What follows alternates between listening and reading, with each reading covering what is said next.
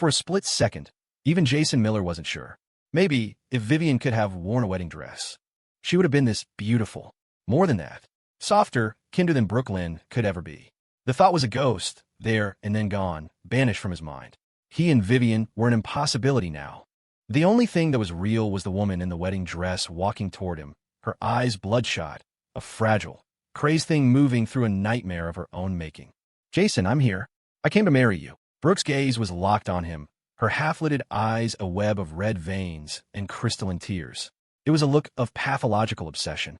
She moved slowly, deliberately, her heels sinking slightly into the manicured lawn.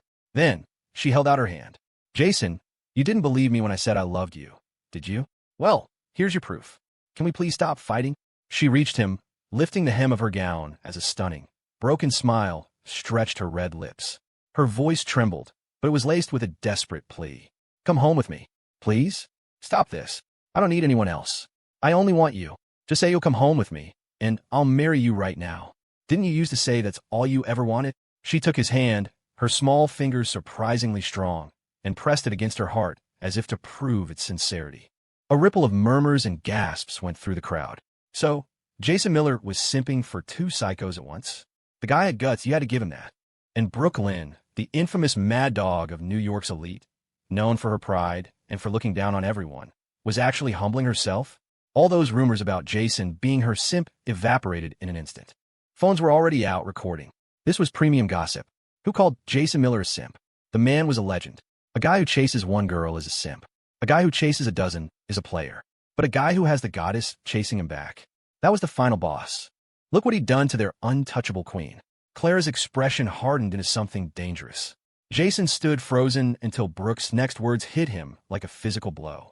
I know you were signaling me at the bridal shop. You wanted me to come crash the wedding today, so here I am. Jason, come with me. We're going home. I know this old woman forced you into this. Don't worry. I have a plan. You said I couldn't fight for you, that I couldn't protect you. Well, now I can. I will protect you, even if it costs the Lynn family everything. Okay.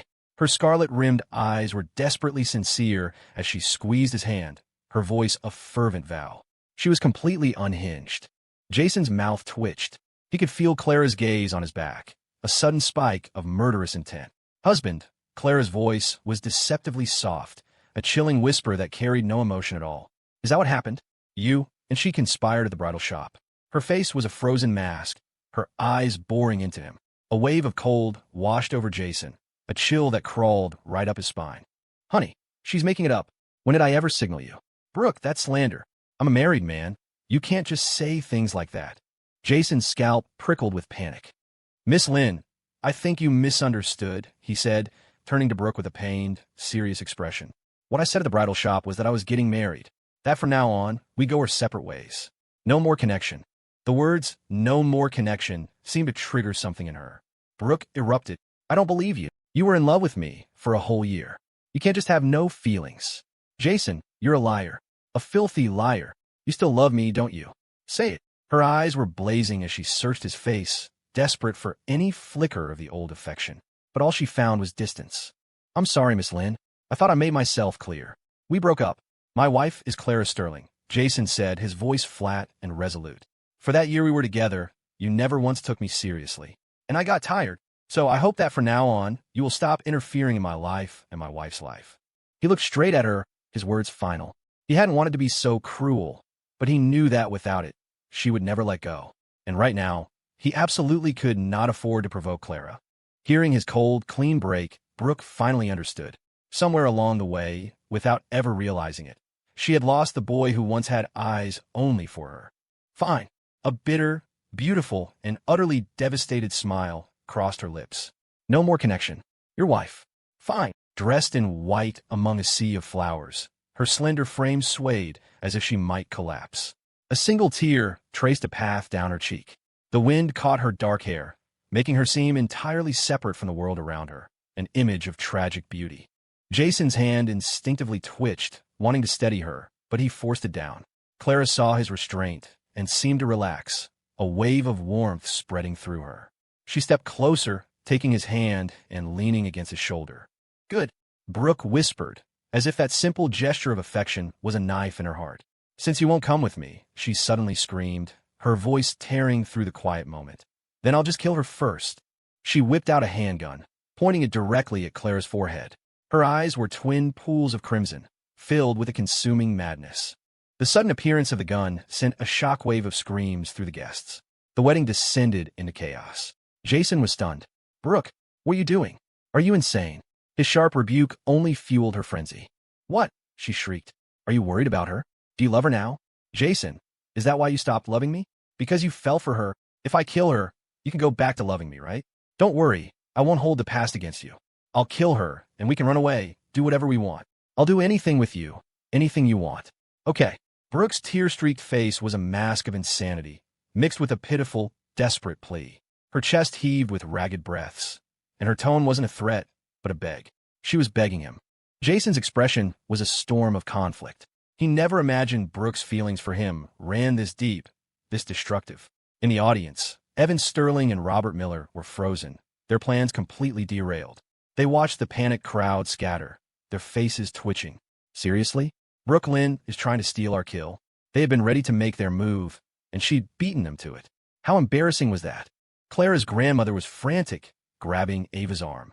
"You have to protect her. Go. Clara can't get hurt." Tears of fear welled in her eyes, but Ava just gave a calm, confident smile. "Don't you worry, ma'am. My boss was prepared for this. She's been waiting for Brooke." As if on cue, Clara, standing just behind Jason, let out a soft, dismissive scoff. "Brooke, did you really think I'd marry Jason at a place as open as Ocean View Gardens without a contingency plan?" She smiled, her red lips curving. As Brooke frowned, Clara elegantly clapped her hands twice. Rustle. Swoosh. From within the massive floral arrangements, hundreds of black-suited bodyguards emerged, all armed, all in tactical gear. Clara's beautiful smile widened, becoming predatory. "Now, do you still think you could take Jason from me?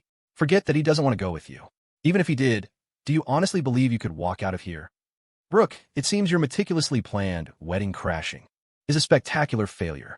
She had said no one would take Jason from her, and she had meant it.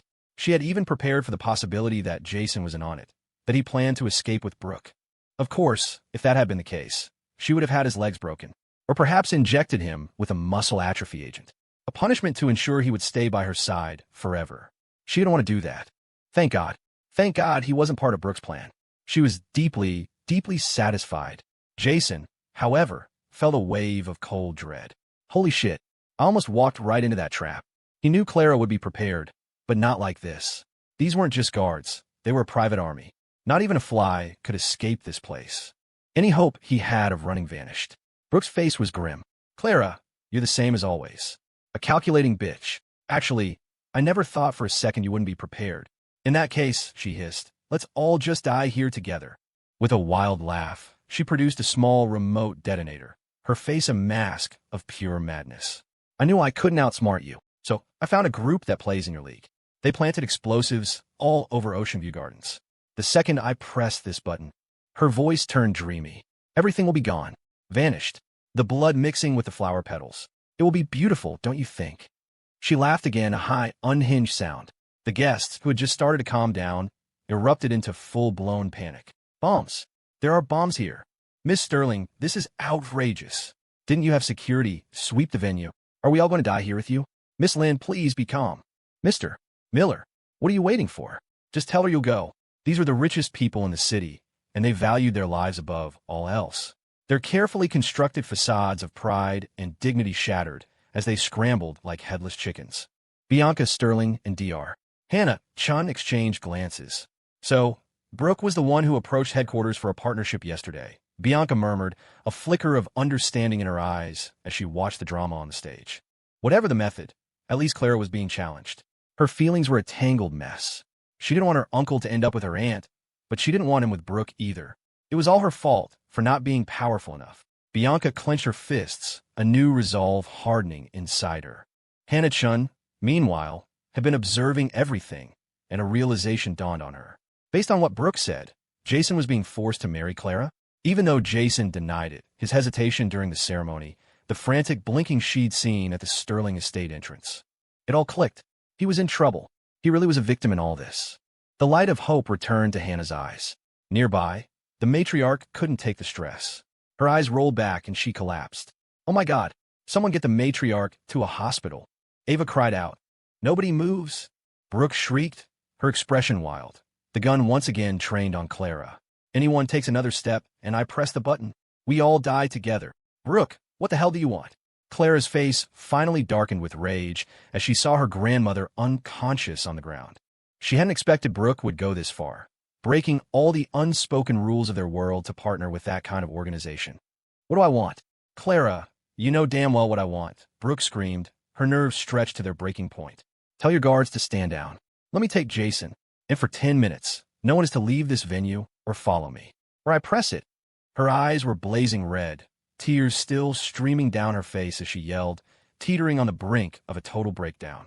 Jason's brow furrowed. His understanding of Brooke's insanity had just reached a new level. Next to this, Clara almost seemed reasonable. Brooke, calm down. I'll go with you. Okay, I'll go with you, Jason said quickly, seeing her trembling thumb hover precariously over the button. Clara's icy gaze snapped to him. Husband, what did you just say? Great. Pacify one, and the other one loses it. Ahem. Honey, let's just get her out of here first. He whispered urgently in Clara's ear. Grandma needs to get to a hospital. Don't worry. I'll pretend to go with her. Once we're away from here, you can send your people after me. I'll send you my location. Trust me, honey. Clara's expression flickered with hesitation. She wasn't afraid of Brooke's murder-suicide threats, but her grandmother, the only person who had ever truly raised her, she couldn't risk her. Clara frowned, glancing at her unconscious grandmother. A cold glint appeared in her eyes. She had anticipated Brooke's arrival, and her preparations extended far beyond the wedding venue.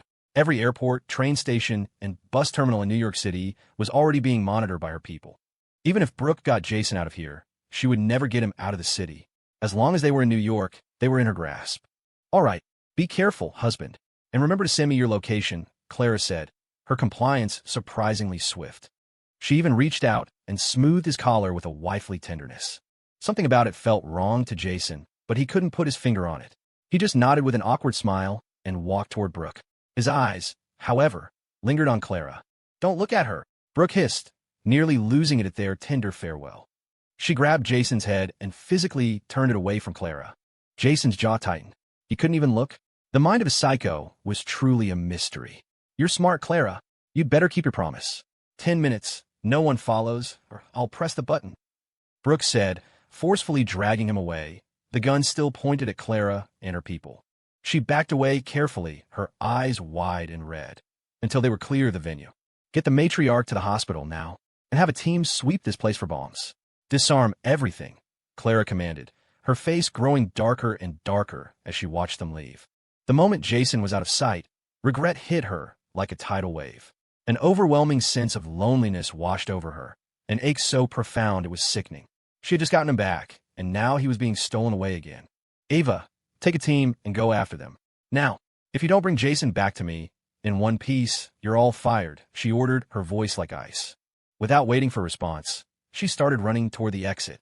Yes, ma'am. Ava nodded, turning to leave. She paused when she saw Bianca and Hannah still standing there. Ladies, as you can see, there's been a situation. Perhaps it would be best if you came back another day, Ava said apologetically. To her surprise, neither of them looked upset. In fact, they both had faint smiles. No problem. Think of it as a day out. You two carry on. Carry on, Hannah said with a cheerful wave and a wink. Bianca's sweet face was alight with a cute smile. It's okay. I can wait for Aunt Clara. But if she needs help chasing down Uncle Jason, I'd be happy to lend a hand. And if I can find him before she does, that would be even better, Bianca thought. Then maybe I could be like Brooke and lock him away by my side forever. The thought sent a thrill of excitement through her, and she eagerly sent a text to her brother. Ava stared at them, completely baffled. Why were they so happy that her boss's wedding had been ruined? Meanwhile, Evan Sterling watched Jason and Brooke disappear, then quickly made a call to Julian Sue. Mr. Sue, we were about to make our move, but Brooklyn ruined everything. What'll we do? She's taken Jason Miller. We've lost our chance. On the other end of the line, Julian Sue was at his family's private club, getting a pedicure. He nearly kicked the technician. You said who crashed the wedding? Brooklyn. Pfft. Julian almost choked. His fiancée, Brooklyn, crashed another man's wedding and got rejected. What did that make him? The world's biggest chump? If he didn't need her family's connections to break into the New York market, he would have nothing to do with that woman. Brooklyn, you just wait, he seethed. The day I'm done using you is the day you die. Have your men follow her car, Julian ordered, his voice dripping with venom. She has Jason with her, right? Create an accident. A quiet one. Get rid of him. Yes, sir. Evan hung up and looked at Robert Miller. Julian ended the call and walked back into the main residence, where he saw Vivien in the study, a family doctor drawing her blood. A dark, triumphant smirk flashed across his face behind his gold-rimmed glasses before he disappeared into his room. This was perfect. He didn't want Vivien to see Jason. The thought of them, two lovers separated by a misunderstanding, unable to be together for the rest of their lives, gave his twisted psyche a profound sense of satisfaction. Vivien's senses were sharp. She noticed the movement at the door but kept her face a blank mask, allowing the doctor to continue. Her pale face and practiced stillness were heartbreaking. But watching Julian, she had a nagging feeling he was hiding something from her. Miss, that's all for today. I'll be back in 2 weeks, the doctor said, giving her a pitying look before packing his things. Vivien acknowledged softly. After seeing the doctor out, she returned to the study and began scanning the shelves. Her eyes quickly landed on a book that was slightly out of place. Her memory was eidetic. She could spot a book moved by a fraction of an inch. She pulled it from a shelf. Tucked inside was an invitation. Her heart began to hammer against her ribs. He was hiding something. Why would he hide a simple invitation in a bookshelf? After all these years, Julian, you haven't gotten any smarter, Vivien muttered with a cold smile, easily opening the envelope. 2 names on the card leaped out at her. Bride, Clara Sterling. Groom, Jason Miller. The world tilted. Vivien's face went slack with shock, as if her soul had been ripped from her body. A roaring sound filled her ears, and her mind went blank.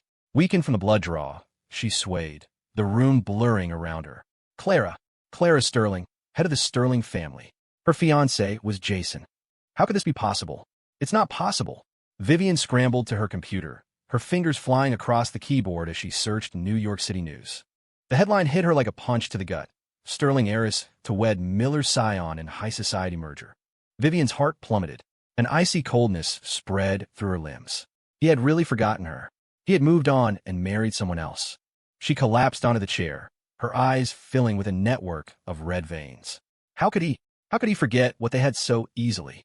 They had met in the orphanage as children, had been each other's entire world for 8 years. He had promised her under the moonlight that he would marry no one but her. And she had promised the same to him. She had kept her promise. He had broken his. Jason. She clutched the invitation, her nails digging into her palm. But what right did she have? She was the one who had left him. The misunderstanding between them had only festered and deepened over the years. A storm of emotions, bitterness, sorrow, anger, churned inside her. Her breathing grew rapid and shallow. No, she had to go back. She had to find him. She had joined the Sue family for him. If being a Sue meant losing Jason, then she didn't want it.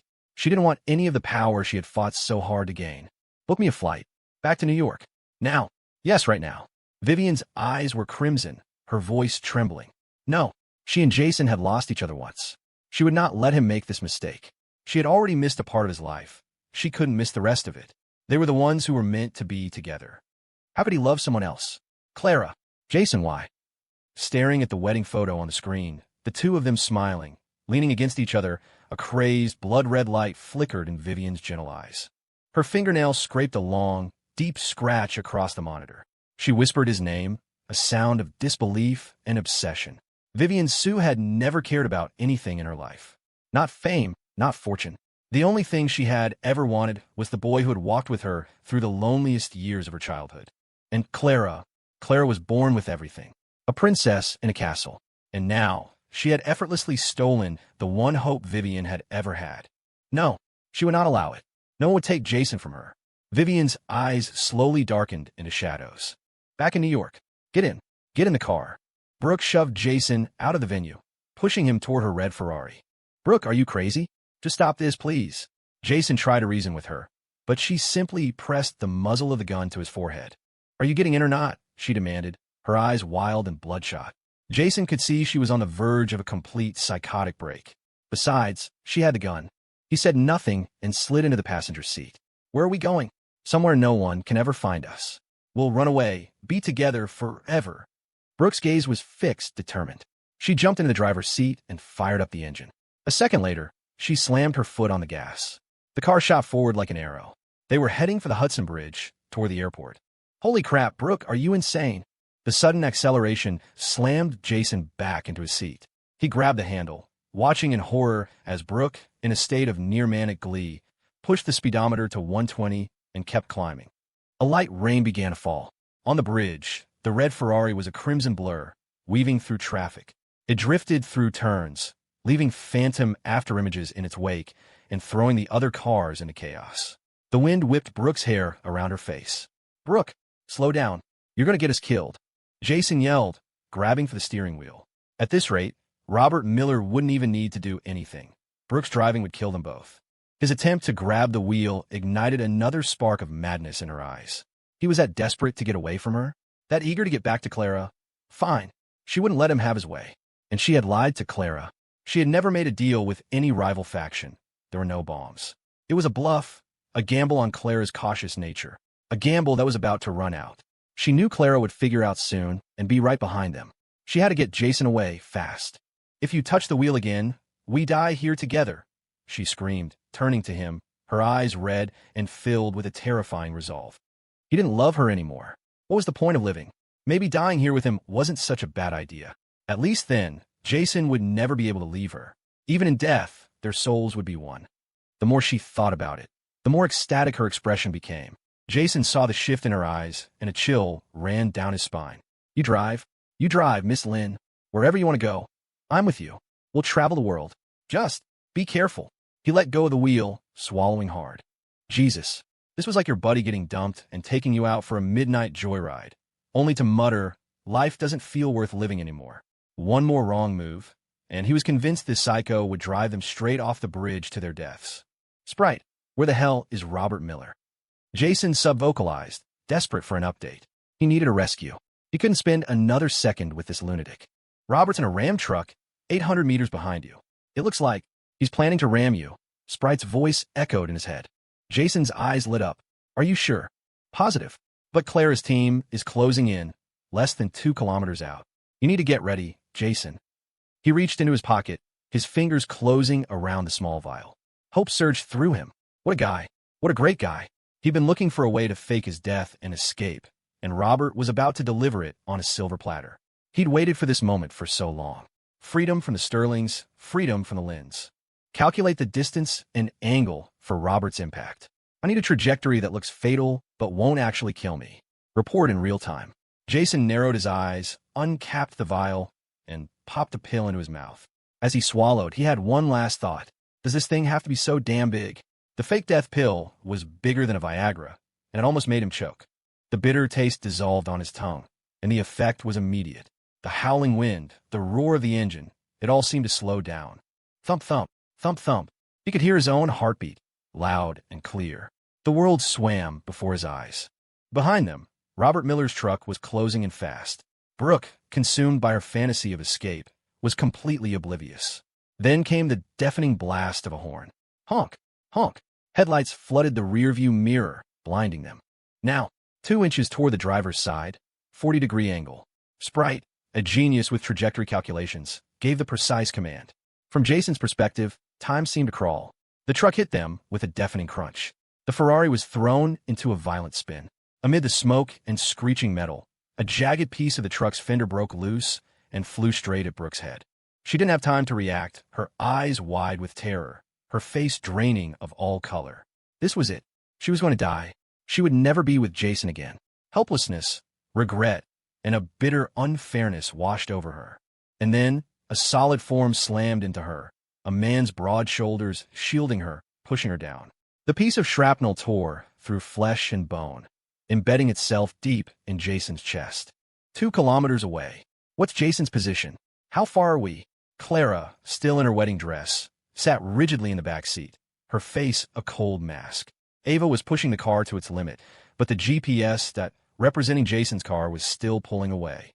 Clara's anxiety was a physical thing, a tightening in her chest. The moment she had let them go, she'd regretted it. Her husband could not, under any circumstances, be in Brooke Lynn's hands. Jason was hers now. He had married her. For the rest of his life, he belonged to her and her alone. For a fleeting, insane moment back at the venue, she had considered letting Brooke press the button, letting them all die there together. Now, She clutched the two small red marriage certificates in her hand, her eyes burning. She had to get him back. She couldn't be without him, not even for a second. But she had been a step too slow. Clara pulled out her phone, her face grim. A message confirmed her grandmother was stable. Are the airports on the Hudson side blocked off? And what's the status of the bombs at the venue? The bodyguard on the other end hesitated. Ma'am, we've had the airports covered for hours. But the bombs? Our team did a full sweep with professional equipment. We didn't find any explosives. The words hung in the air. Clara was silent for a second. What did you say? She asked, her voice dangerously low. The bodyguard confirmed it again. Ma'am, there were no explosives at the venue. Clara finally understood. She had been played, tricked by that psycho bitch Brooklyn. Brooklyn!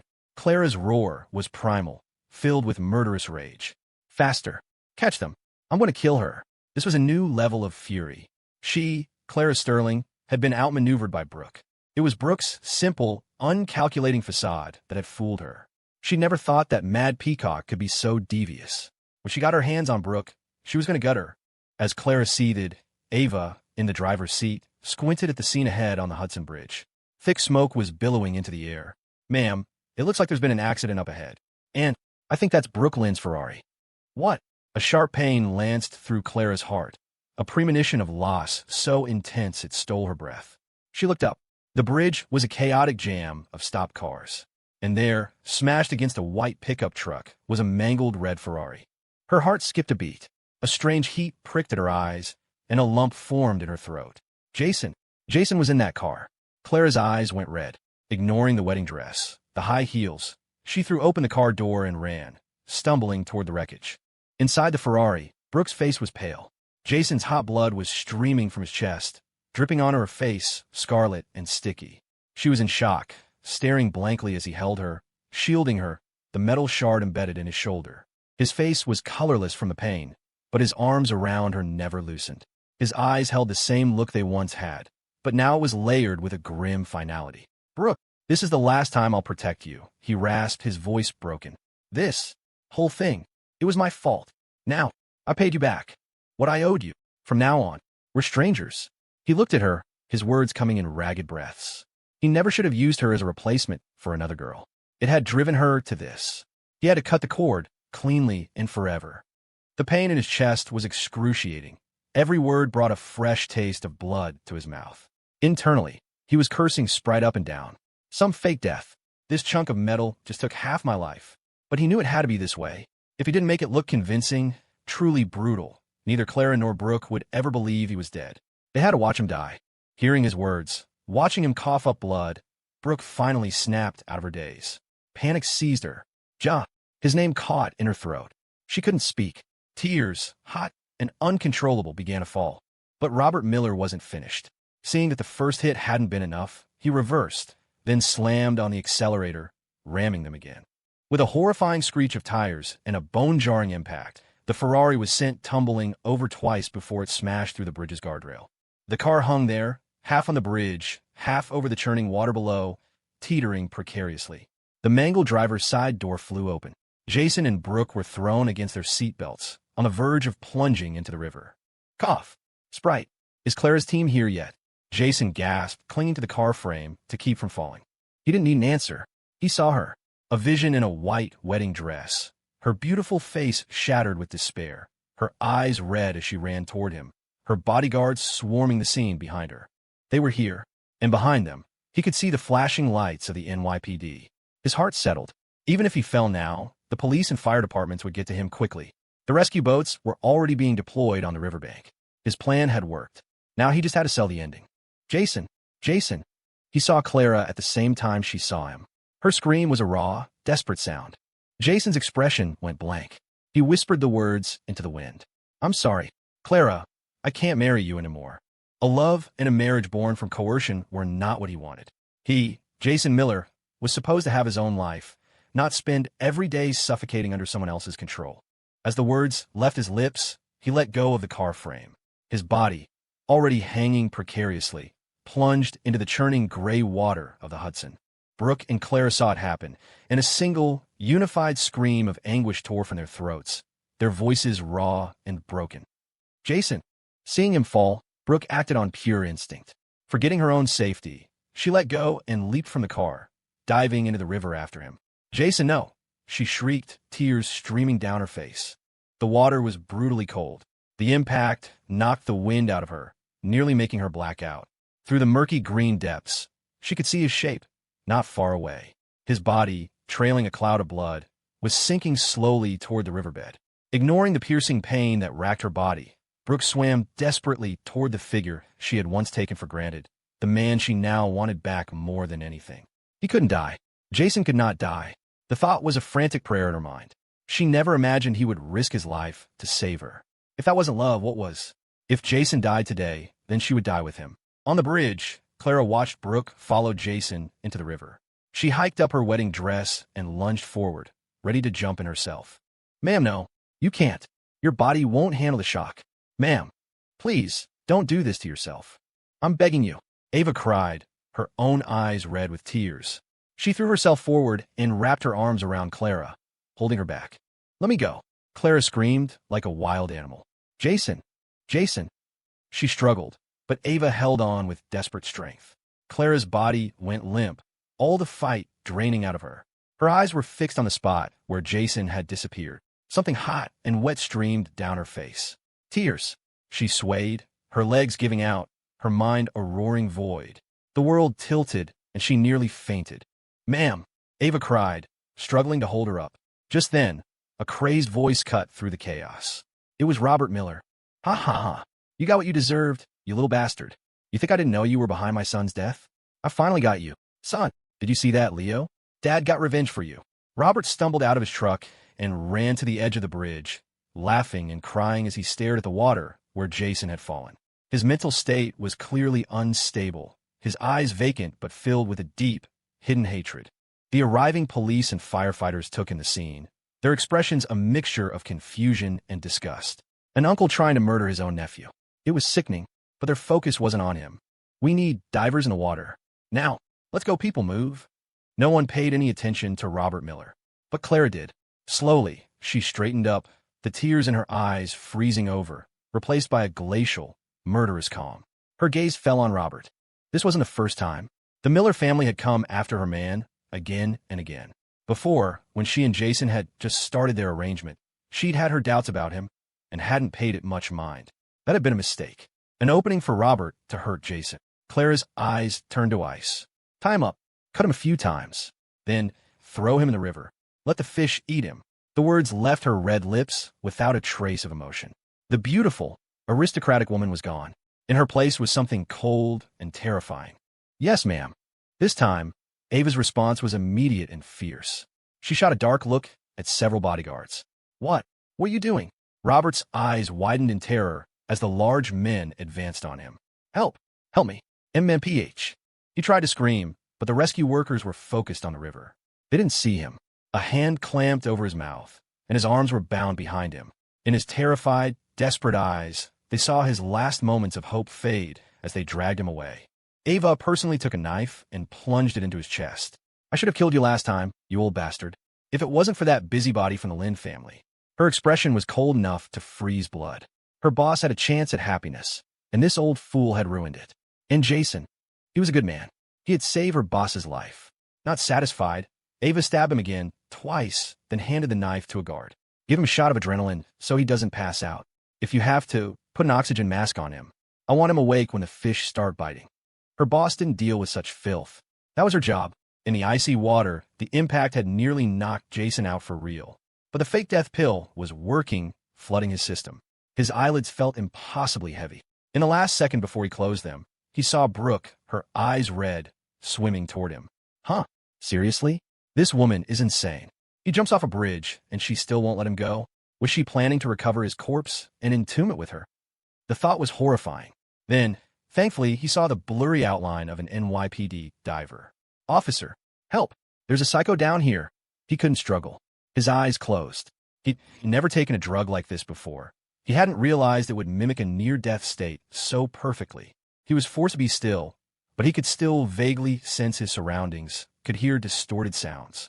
He was truly about to lose consciousness. Before he did, he felt Brooke's soft arms wrap around him. Then, other hands, strong and professional, pulling them both toward the surface, toward the shore. The drug was at its peak now. He could hear Brooke's hysterical screams and the grim, professional voices of the first responders. Vitals are faint, severe trauma to the chest, risk of massive blood loss. Get him on the ambulance now. This man is critical. The sounds were a chaotic, buzzing drone. He was tired, so tired. He let himself drift away. Instantly, the commotion around him intensified. He's in cardiac arrest. Heartbeat just stopped. Get the paddles now. The medics were frantic. They started CPR, pumping his chest. But no matter what they did, Jason remained unresponsive. He was on drugs, after all. The paramedic's face fell. It's no use. Get him to the hospital. With professional equipment, there might be a sliver of chance. Otherwise, he's not going to last much longer. The paramedic's words sent Brooke into a frenzy. What did you say? What do you mean he's not going to last? You're lying. If you can't save him, I'll kill every single one of you, she shrieked, her eyes crimson, tears mixing with the river water on her face. She stumbled, crawling on her hands and knees to Jason's side. His face was ashen, without a trace of color. She trembled uncontrollably, her sobs tearing from her throat. Jason, wake up. Please wake up. You liar. You said you'd go with me wherever I wanted. You can't lie to me. Jason, what? Why did you save me? She wailed, her own drenched and shivering form forgotten. She was consumed by a regret so powerful it was a physical agony. She shouldn't have been so impulsive. She never wanted him to get hurt. They could have died together, but he couldn't die alone. The paramedics and police exchanged complicated looks. This girl was truly devoted. Saw her boyfriend fall into the river and jumped right in after him. They looked at Jason with a newfound respect. The kid was lucky to have a girlfriend who loved him that much. Their thought was abruptly shattered. Jason, husband. Clara pushed through the crowd and rushed to Jason's side. She grabbed his hand and recoiled. It was ice cold. Colder, even, than her own. Clara's world collapsed. Doctor, where's the doctor? What's wrong with my husband? Why is his hand so cold? Her voice was shrill with panic. She couldn't feel his pulse. Couldn't see his chest rise and fall. His pale face was a death mask. For the first time, Clara felt a true, primal fear. Jason, husband, say something. Look at me, please. Look at your wife. Her voice broke as she tried to shake him, but there was no response. Tears began to fall, hot and fast. At that moment, she would have given anything for him to get up and run, even if he was running away from her. Anything was better than this cold, still silence. The medical team was stunned. Ma'am, you're this gentleman's wife? Then, who is she? One of them asked, gesturing awkwardly at Brooke, who was still clinging to Jason's other side. What the hell? Do you guys have a wife and a girlfriend now? Was this some new trend they'd missed? I am his wife. She's a psycho who is stalking my husband, Clara said, her voice dripping with ice as she shot a look at Brooke. She pulled the marriage certificates from her dress and shoved them at the paramedic. Brooke's eyes flashed with red. Clara, don't think I don't know you forced him to marry you. You just wait. Jason will be mine, sooner or later. Oh, will he? Clara sneered. We have the marriage license. What do you have? You. Brooke surged forward, and for a second, it looked like they were about to brawl over Jason's body. A paramedic quickly stepped between them. Ladies, please. If you keep this up, he's definitely not going to make it. The medics were at their wits' end. It was becoming clear that neither of these women was playing with a full deck. Normal people didn't start catfights while their loved one was dying. Right. The ambulance. Let's go. Brooke remembered, her voice urgent. The team efficiently lifted Jason onto a stretcher. Brooke started to follow them. There's not enough room, a paramedic said, stopping her. Family members only. Everyone else will have to wait for the next vehicle. Okay. Clara's eyes lit up. She quickly stood and followed the stretcher into the ambulance. Brooke froze. Family members. He and Clara were family now. Even after she had crashed the wedding, after all this chaos, she still hadn't gotten what she wanted. Was she wrong? Had she been wrong all along? Her eyes were red, her frail figure swaying in the cold wind. The combination of the icy river and the profound psychological shock was too much. Her vision went black, and she collapsed. We got another one down. Get her to the hospital. As she faded into unconsciousness, Brooke heard the medic's urgent shouts. A small, strange part of her was relieved. Maybe we'll be in the same hospital. Clara rode in the ambulance, which sped to the nearest hospital. A team of doctors and nurses met them at the entrance, rushing Jason's gurney into the emergency room. Clara tried to follow. I'm sorry, ma'am. Family isn't allowed in here. Please wait outside, a nurse said, closing the doors in her face. Clara wanted to argue, to force her way in, but the fear that she would interfere with Jason's treatment kept her rooted to the spot. "Ava, he's going to be okay, right?" she whispered, staring at the glowing red light above the ER doors. Ava's expression was pained. Just then, another gurney was wheeled in. It was Brooke. "Let me go." "Jason, where's Jason?" She had been given an 4 in the ambulance and had already recovered some of her strength. She struggled off the gurney, trying to get to the ER. The medical staff immediately blocked her path. "You can't go in there. Family only," one of them said sternly. "And ma'am, you're not well. You sustained injuries in the crash. You need treatment." "No, I don't care," Brooke yelled.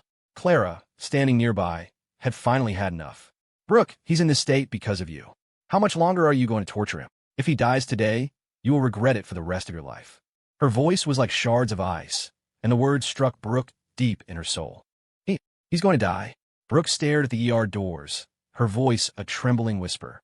She collapsed onto a nearby bench, all the fight gone out of her. He was really going to die. The thought felt unreal to Brooke. A dull, throbbing pain started in her chest, like a knife twisting slowly. She wished desperately that this was all a dream, but she didn't dare cause another scene. "I'm sorry. I'm so sorry. I didn't want this to happen." Brooke Lynn, who had spent her entire life looking down on the world, whispered the words like a lost child. She finally knew she was wrong, terribly wrong. She couldn't be without Jason. He couldn't die. In the moment she faced losing him forever, she finally saw how absurd she had been. She had always thought of Jason as a toy, a plaything she could pick up and put down at will. She was always the one in control. But now she realized that the Jason who had adored her, the Jason who had just shielded her with his own body, had taken root deep inside her heart. She had just been too emotionally stunned to notice. Her hand, which had been gripping a nurse's arm, fell limp. The nurse gave her a pitying look and slipped inside the ER. Clara and Brooke began their agonizing wait. Not far away, Sprite stood in the shadows, dressed in a cool, oversized black and pink leather jacket and a baseball cap, her expression conflicted. "After this whole mess is over, Jason should finally be able to live a normal life, right?" she said to herself, her voice uncertain. She felt a knot of guilt in her stomach. If she'd known, she would have fudged the trajectory calculations a bit, made sure he was hurt less. She never imagined Jason would be so ruthless with himself, actually jumping off the Hudson Bridge. That fall, even uninjured, would have been brutal. With his chest wound, he'd really sacrificed half his life for this. Well, he only got one crazy stunt like this. Sprite sighed and took the hand of the small, doll-like girl beside her, leading her further down the hospital corridor to wait for news. She knew, because of the fake death pill, that Jason would be declared clinically dead. But it didn't make it any easier. "Sprite, when is my brother coming out? Is the game over yet?" the little girl asked, clutching a lollipop and tilting her head. Sprite didn't know how to answer. She just ruffled the girl's hair. "Nana, be good. He'll be out soon. And then the 3 of us will go back to the orphanage. Okay?" As she spoke, the scene inside the ER was one of controlled chaos. Scalpel. Hemostatic bandages. Now, the surgeon, Dr. Luo, was drenched in sweat as he worked on Jason's wound. Blood was everywhere. On the screens, Jason's vitals were plummeting. Dr. Luo was baffled. How is this possible? The shrapnel didn't pierce his heart. Why are his vitals dropping so fast? Check for other internal injuries. He was about to begin a full exploratory scan when the heart monitor began to shriek. Beep, beep, beep, beep. After a few frantic seconds, the line went flat. The color drained from every doctor's face in the room. "Paddles! Get the defibrillator now!" Dr. Luo yelled, grabbing the paddles and trying to shock Jason's heart back into rhythm. It was the electric current that jolted Jason back to a semblance of awareness. What the hell? I took the bracelet off. Why am I still getting shocked? All right, defibrillator. He felt like he was about to vomit up his breakfast. If he could move, he would have. Dr. Luo shocked him again and again, but the monitor remained a flat, dead line. No, this is impossible. He felt a crushing sense of failure. He was one of the top surgeons in the city. He rarely lost a patient without a clear, fatal wound. He refused to give up, especially with those 2 she-devils waiting outside. A young nurse finally put a hand on his arm. Dr. Luo, we can't bring him back. Please stop. If you keep shocking him, you're going to cook him, she added, her voice full of emotion. Jason gave her a mental thumbs up. Save me, nurse. This doctor's a maniac. Why is he so obsessed with a corpse? He's going to kill me for real. Dr. Luo finally relented. Inform the family. And contact the morgue. We did everything we could. He took off his mask and walked out. The red light above the ER door went dark. The young nurse came out, her face grim. "I'm sorry," she said, bowing to Clara and the others. "We did everything we could." The moment the words left her mouth, Clara swayed. "Husband." "No." She whispered the word, and all the strength left her. Her face went ashen, her eyes rolled back, and she collapsed. "Ma'am, ma'am." The hallway erupted in cries of alarm. Meanwhile, Julian Sue leaned back on his sofa, leisurely watching the video Evan Sterling had sent him. The entire crash on the Hudson Bridge. When he saw Jason get hit and fall into the river, a dark, satisfied smile spread across his face. "Well done. The money has been transferred. As for your father's situation, I'll make a call, get him released. Now, if there's nothing else, you can get lost." Getting his bin like Victor Sterling out of jail was easy for the Sue family. Besides, he knew Clara would be too consumed with grief over Jason to pay any attention to her father. It was killing two birds with one stone. Jason was dead, and Clara would be a broken, grieving mess, her power weakened. And best of all, that bitch Vivien would be devastated. Thinking of Vivien, Julian stood up and strolled to her room. He found her just as she was heading downstairs, dressed in a white sundress, pulling a suitcase. Julian blocked her path. Well, my dear sister. And where are you off to?" His face was alight with smug triumph. "Get out of my way," Vivien said, her eyes red, her voice frigid. "Where I go is none of your business. If you don't want father to find out about your little side projects, you'll stay out of my life." Her threat only made Julian laugh. Now, sister, no need to be angry. I know you're going to find Jason. Don't worry, I won't stop you. Let's see, it's been about 5 years since you last saw him, right? It's high time you two had a reunion. Caught up on old times. Who knows, maybe Jason's a big shot now. Julian's eyes roamed over her, his glee impossible to hide. Vivien stared at his smug face, and a sudden, terrible feeling washed over her. "Julian, you did something to Jason, didn't you?" she said, her voice dropping. She remembered, Julian had just gotten back from New York a few days ago. With his vindictive personality, he would never have let her leave without a fight. He must have done something to Jason. He must have. "Julian, when I left with you all those years ago, you promised me you wouldn't hurt Jason." Her voice trembled with panic and rising anger. She grabbed the collar of his shirt. Julian just scoffed. "Vivien, a promise I made back then doesn't exactly hold up today. After all, you have to provide some value to the family, don't you?" He reached out a hand to stroke her face. Slap! The sound was sharp and loud. Vivien's handprint bloomed red on his cheek.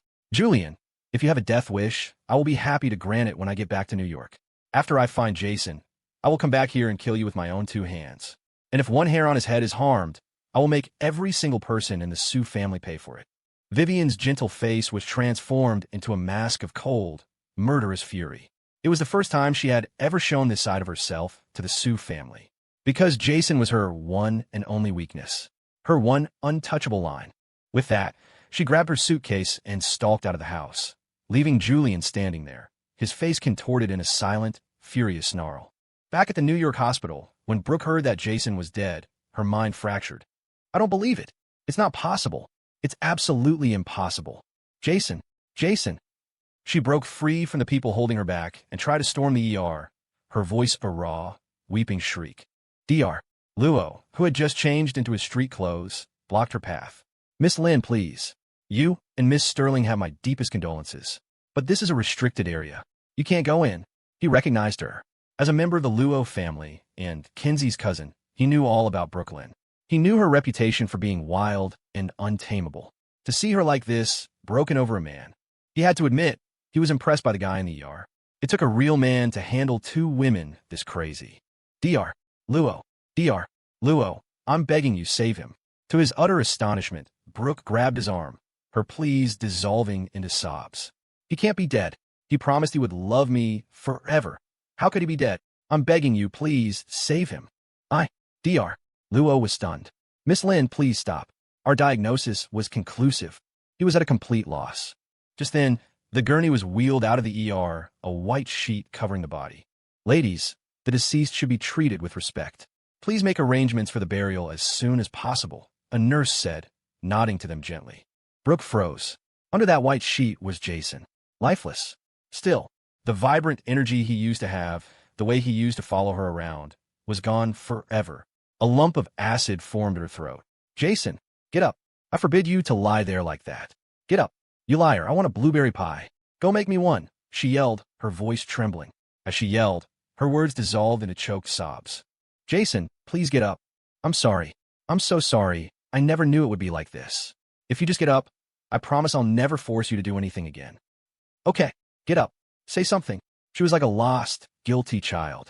The more she spoke, the more the tears fell, dripping onto Jason's face. Jason could feel the salty drops. He was conscious again, and he could hear Brooks pleading. He couldn't believe it. This trick actually worked this well? She said she wouldn't force him anymore. Was that for real? He wanted to believe her, but thinking about her usual behavior, maybe he should wait and see. Just as the nurses were about to wheel his gurney away, Brooke went berserk. Don't you move him. None of you can take him from me. He's not dead. How could he be dead? Jason, I know I was wrong. Please stop pretending, okay? Just get up and look at me. She clung to the side of the gurney, refusing to let go. If it wasn't for the raw sobs racking her body, Jason might have thought she'd figured him out. The nurses were in an impossible position. Miss Lynn, please don't interfere with our work. This gentleman has passed away. The more they tried to reason with her, the more hysterical she became. A cold voice cut through her cries. Brooke, how dare you stand here and cry? Clara had woken up. Her lips were pale, her face haggard. She looked terrible, but her eyes were filled with a cold, tear-streaked fury. Isn't all of this your fault? You crashed my wedding, you kidnapped Jason, and you drove like a maniac on the Hudson Bridge. This is on you. Brooke, I've known about you and my husband for a long time. I know he chased you for a year. I know you had a history. I know he might have loved you, but I didn't care. You were the one who threw his love away. So why did you have to come and try to take him from me? Each of her cold, precise words was a dull knife, twisting in Brooke's heart. You lost him. It's no one's fault but your own. And now you've killed him. Clara's voice trembled with rage, but every word she said was true. Brooke had no defense. Yes, if it wasn't for her, Jason wouldn't have been hurt trying to save her. If she could go back, if Jason could be standing here right now, she would never be so selfish again. She would never let him get hurt. She wanted to make it up to him, to compensate him, but now it was too late. Brooke deflated like a popped balloon, sinking to the floor. Clara's cold gaze swept over her. I am Jason's wife. I will handle his funeral. I expect you not to be there. He's gone now. In his final moments of peace, I don't think he would want to see you. With that final, cruel pronouncement, Clara walked to the gurney and gave the nurses a nod. They immediately began to wheel Jason's body away, toward a private room in the morgue. Brooke sat on the cold floor and let out a desolate laugh. He wouldn't want to see me? He wouldn't want to see me at the end of his life? Huh, what does an old woman like you know? Jason had protected her with his life. How could not want to see her? But she had no energy left to fight with Clara. Her mind was filled with nothing but Jason. Clara didn't even notice her. After the gurney was wheeled into the morgue, a nurse turned to leave. Ava started to follow Clara inside. Slam. Clara shut the heavy metal door, locking herself and Jason inside. Ma'am, what are you doing? Please don't do anything rash. Ava pounded on the door, her voice filled with panic. All of you leave. Clara's voice came from inside, muffled. I want to be alone. She turned and looked at the gurney. Her legs felt like lead as she walked toward it. With a trembling hand, she lifted the corner of the white sheet covering Jason's face. His pale, still features came into view. In that instant, any last, desperate hope Clara had been clinging to was extinguished. She had thought, maybe this was all an act. Maybe Jason had staged the whole thing. Maybe he wasn't dead at all. But now, she had no choice but to believe it. Husband. Tears streamed down her face as she took his cold hand in hers. She tried to say more, but every time she opened her mouth, a fresh wave of sobs choked her. Why? Just yesterday, everything was fine. Yesterday, he was calling her honey and holding her as she slept. And now, in the space of a single day, he was lying cold in a morgue, all life gone from him. Clara couldn't accept it. Was it her fault? Was it her possessiveness, her decision to invite Brooke to the wedding, her failure to prepare for every eventuality? Was that why Brooke was able to take him, leading to this? She didn't understand. She stood beside his body, her shoulders shaking in the profound chill of the room. She was always cold, but the morgue's refrigerated air was nothing compared to the ice in her heart. Husband, I'm so cold. Can you hold me? She whispered. She leaned down, and just as she had a home, curled up against him, pressing her face to his cold chest. There was no heartbeat. Clara cried again. The pain was unbearable. The last time she had felt anything like this was decades ago, the year her mother died. Now, she was feeling the agony of losing the one she loved all over again. She burrowed deeper into his arms, refusing to accept it. Jason felt her movements. Hearing Brooke cry had been one thing. He had paid his debt to her. But hearing Clara cry, for some reason, it felt different. It was a strange, oppressive weight in his chest. He never imagined Clara would have developed such deep feelings for him. Maybe it was because she had shown him her most vulnerable side, or because he had saved her a few times. Was that all it took to capture her heart? He started to wonder if all the rumors about the cold, untouchable head of the Sterling family were lies. Or was she just crying because there was no one left to give her a child? As he pondered this, Clara, exhausted from crying, actually fell asleep in his arms, her head resting on his chest. An hour passed. His arm was going numb. He was mystified. Who falls asleep cuddling a corpse in a morgue? Wasn't she creeped out? Knock, knock. A soft rapping on the door saved him. Ma'am, you've been in there for over an hour. Are you okay? It was Ava, her voice timid. Clara's eyes fluttered open. They were red and swollen. She turned her head away from the door, unwilling to answer. I told you, don't bother me unless it's important. I want some quiet. Tonight, she whispered, her voice thick with sorrow, is my wedding night with my husband. Her eyes reddened again. Just yesterday, he had promised her the happiest wedding night. And now, he was a corpse, unable to fulfill his promise. But she refused to give up. Even if he couldn't keep his promise on their wedding night, the bride and groom were supposed to be together. She would stay with her husband. She wouldn't leave his side. Husband, look, she whispered, snuggling against him and gazing at the window. The moon is so full tonight. She spoke as if she was imagining their future together, a happy married life. But tears welled in her eyes. The thought of the moon made her think of Brooke Lynn's last name, and a fresh wave of anger washed over her. Let's not look at the moon. Let's look at the stars. Husband, this is your ring, and this is mine. You didn't get a chance to put it on during the ceremony. Let your wife put it on for you, okay, she said gently. She took out the wedding ring she had prepared and slid one onto Jason's ring finger and the other on her own. She looked at the matching rings, her eyes full of a sad, possessive happiness. Husband, I'm finally married to you. After wearing this ring, you will be mine and mine alone for all of eternity. We can finally be together forever. She leaned down, her dark hair falling around them, and pressed her soft lips to his in a long, deep kiss. It was mixed with the bitter taste of her tears. Jason, though feigning death, felt it. He felt his heart, which was supposed to be still, start to beat faster. His cold fingers twitched. Shit, what's happening? He remembered Sprite telling him the drug had side effects, that he couldn't let his emotions fluctuate too much. He took a long, calming mental breath, forcing his body to relax. Don't get emotional. Don't get emotional. If he gave himself away now, he was screwed. Clara was so lost in her grief, she didn't see it. But through the comms chip, Sprite was finding it hard to stifle a laugh. Jason, my man, Clara is seriously committed. You're literally a corpse, and she still won't leave you alone. I'm telling you, this compound I got cost a fortune. Not only does it stop your heart and mimic all the signs of death, but it also releases the authentic smell of decomposition. I figure if she keeps crying over you for another hour, you're going to get really ripe.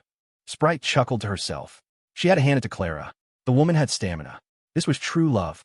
Or something. Jason listened to Sprite's running commentary, his mind screaming.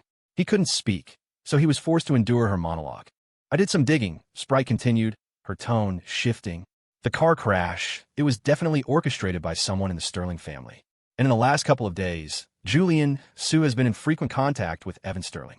He even wired Evan a massive sum of money. My guess, that creep Julian was pulling the strings. This was what Jason had expected. He knew Julian would make a move against him. He just hadn't realized the idiot would be so impatient. Right now, all Jason wanted to say was, massive sum? How massive? Can you get into my account? Sprite, as if reading his mind, sounded smug. I've already intercepted their messages and swapped Evan's account number with ours. Pretty smart, right? She kicked her feet up, thoroughly pleased with herself. Her reputation as a genius hacker wasn't for show. No one in New York could touch her, though she'd heard rumors of some teenage prodigy overseas who might give her a run for her money. Rerouting a wire transfer? Child's play. Jason gave her a mental thumbs up. Just then, Ava, who had been knocking for some time, grew more insistent. Ma'am, the matriarch made you some soup. You should at least have a little. Clara didn't even lift her head. I'm not hungry. Just leave it outside. Ma'am, you haven't eaten since this morning, and you've been running around all day, Ava pleaded, her voice cracking. If you won't think of yourself, think of your grandmother. Besides, your health has never been good. The incessant chatter was giving Clara a headache. She finally pushed herself up. I'll be right back, my love, she whispered to the body, her voice full of reluctance. She opened the heavy Morgue door to find Ava clutching a thermal flask, her eyes red and puffy with worry. A flicker of emotion crossed Clara's face. "Come in." Her voice was a raw, emotionless rasp from hours of crying. Her eyes seemed to have lost their light, drained of all hope. "Yes, ma'am." Ava's heart ached for her. She followed Clara inside with the soup. The moment she stepped in, her stomach lurched. Oh God! The overwhelming stench of decay hit her like a physical blow. "Ugh, ma'am, what is that smell?" She clamped a hand over her mouth, trying not to retch as she scanned the room, bewildered. Had another body gone bad? But after looking around, she realized that couldn't be right. This was a private viewing room in the morgue. There were no other bodies. Slowly, her gaze landed on Jason. The smell. It seemed to be coming from him. "Is there?" "I don't smell anything," Clara said flatly. She sniffed, realizing her sinuses were completely blocked from crying. The moment she looked at Jason, the tears started again. A few more drops fell as she took his hand, pressing it against her cheek, completely oblivious to Ava's presence. Ava's lips twitched. She took another hesitant step closer. Oh, the smell was so strong it made her eyes water. She nearly gagged again. "Ma'am, Mr. Sterling, he's starting to decompose." "Ugh, maybe you should let go." Ava was baffled. What was happening? He'd only been dead for half a day. How could he already smell this bad? Was it the heat? Listening to the conversation, Jason wanted to drag Sprite out and throttle her. Damn it. Did you give me an overdose? He knew that massive pill she'd called the final snooze was either going to choke him or kill him for real. But Ava's words made Clara snap. Nonsense. Who said he smells? He's only been gone a few hours. How could he possibly smell? Let me see. Clara's face darkened, refusing to believe it. She leaned over and took a deep breath through her nose. The next second, she recoiled. Ugh. Okay, maybe there was a little smell. No, her husband was perfect. He could never smell bad. He doesn't smell at all. You're imagining things. Ugh. Clara couldn't quite hold back a gag. Her face was grim, but to cover her embarrassment, she turned her attention to the flask in Ava's hands. Ahem. Fine. I'll have some. She knew she couldn't fall apart. If she collapsed, the entire Sterling Empire would collapse with her. Her grandmother's life would be in danger. For years, the matriarch had protected her, earning the ire of the rest of the family, including Victor Sterling himself. If something happened to Clara, her grandmother wouldn't stand a chance. Her eyes were bloodshot as she took one last, lingering look at Jason. My love, I'm sorry. I can't join you yet. Give me 1 week. After I kill every last one of those vipers in our family and make sure Grandma is safe, then I'll come be with you. She murmured the words, her eyes still red as she accepted the chicken soup from Ava. But for some reason, the sight of the oily broth made her stomach turn. It seemed incredibly greasy. Steeling herself, she took a small sip. The next second, she spit out. Ugh, why is this so greasy? Clara was confused. One taste of the soup, and she felt an overwhelming wave of nausea. She knew her grandmother was an excellent cook. Why did the smell suddenly make her want to vomit? Is it? I don't think so. Let me try. Ava was just as puzzled. She took a tiny sip. No, it tastes just as good as always. Maybe you've been in here for so long that your stomach isn't ready for food. Clara frowned. She didn't know. This had never happened before. For the past 2 days, she felt a constant tightness in her chest, a queasy feeling, and the sight of anything oily made her sick. And though she usually suffered from insomnia, she now found herself fighting off waves of exhaustion. Is it just because I've been so stressed lately? Clara thought, pushing the concern aside. Her health had always been fragile. A few aches and pains were nothing new. But Ava was worried. You've definitely been pushing yourself too hard, ma'am. Why don't you go home and rest? I can stay here and watch over him. Clara shook her head. No, I want to be with Jason myself for a while. You can go. She set the soup aside, unable to stomach another drop, and pressed herself close to Jason's side again. Ava sighed. Ma'am, please take care of yourself. The medical examiner said the body can't be kept in the morgue for long in this weather. The funeral preparations have to start tomorrow morning. Please, try to be strong. She knew it was a losing battle. It was just for one more night. She would let her boss have this. She probably doesn't want to hear about funeral arrangements anyway. I guess it's on me to handle. Seeing the dark look that crossed Clara's face, Ava knew she was right. You handle it, Clara said, her voice chillingly quiet. Don't bother me with the details. Ava nodded in understanding and turned to leave, but then paused and came back. By the way, ma'am, for the funeral, should we invite Miss Sterling and Professor Chun? They were at the wedding today. They must have been very shaken up. It's your decision, of course. Clara's gaze finally lifted from Jason. Bianca, Hannah-chun. She narrowed her eyes, silent for a moment. Something about those two, especially Hannah-chun, felt wrong. She was certain something had happened between her and Jason. So, the funeral was out of the question. Don't invite either of them, Clara said coldly, and lock down the news. I don't want too many people to know, especially not Bianca and Hannah. Her husband was gone. The last thing she wanted was for him to be tangled up with Hannah-chun, even in death. As for Bianca, she was still young. It was better she didn't know. Yes, ma'am. Understood. Ava nodded and finally left the morgue to begin the grim task of planning a funeral. She never noticed the shadow that appeared at the morgue's entrance just after she left. It was Brooklyn. Jason, she whispered, her eyes fixed on the door, red and raw with unshed tears. Seeing Clara in there, spending these last moments with him, filled her with a white-hot hatred. Clara, that cruel, old woman wouldn't even let her see him one last time. And she was already planning his funeral. Was she that eager for him to be gone so she could find her next mark? For a moment, Brooke was convinced Jason had made a terrible mistake. That woman had only ever wanted him for a child, for the power he represented. Only Brooke. Brooke wanted nothing from him but his love. If she had been his wife, she never would have let him be buried so quickly. She would have found the world's greatest preservative. She would have submerged him in it, keeping his body perfect forever. That way, in a sense, he could always be with her. Wait, a preservative? A body that never decays? Why didn't I think of that? If she could do that, Jason could be with her for the rest of her life. A wild, ecstatic look flashed in Brooke's eyes. She had just stumbled upon something incredible. Mister.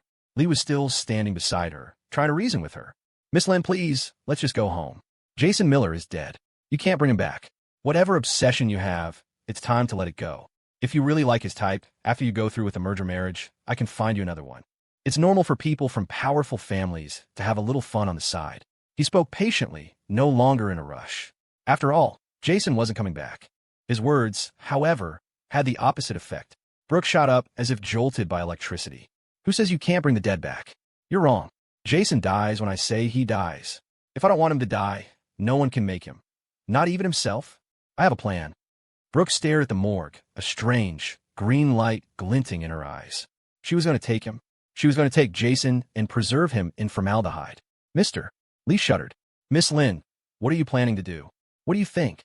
I'm going to take his body, she declared, as if it were the most obvious thing in the world. Mister. Lee's jaw went slack. Miss Lynn, Clara Sterling is his lawfully wedded wife now. What you're suggesting is a felony. The word wife sent Brooke into a rage. Bullshit. Says who? Jason was forced to marry her.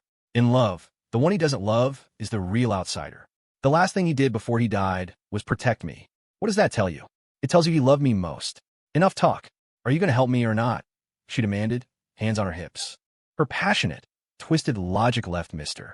Lee speechless. And if I don't? He asked, his voice trembling. Brooke looked at him, and a cold smile spread across her face. If you don't help me, I will go to the roof of this hospital right now, and I will jump. I'll go be with Jason myself. Her voice was soft and light, but her gaze was utterly determined. Mister. Lee knew her well enough to know she wasn't bluffing. She would do it. Finally, he relented. Fine, I'll help you. But after this is done, you will come back with me to the family and accept their arrangements. If she was finally willing to play ball, he could let her have this one last insane indulgence. To his surprise, Brooke, who normally despised any mention of family duty, nodded without hesitation. Deal. Whatever you say, I'll do it.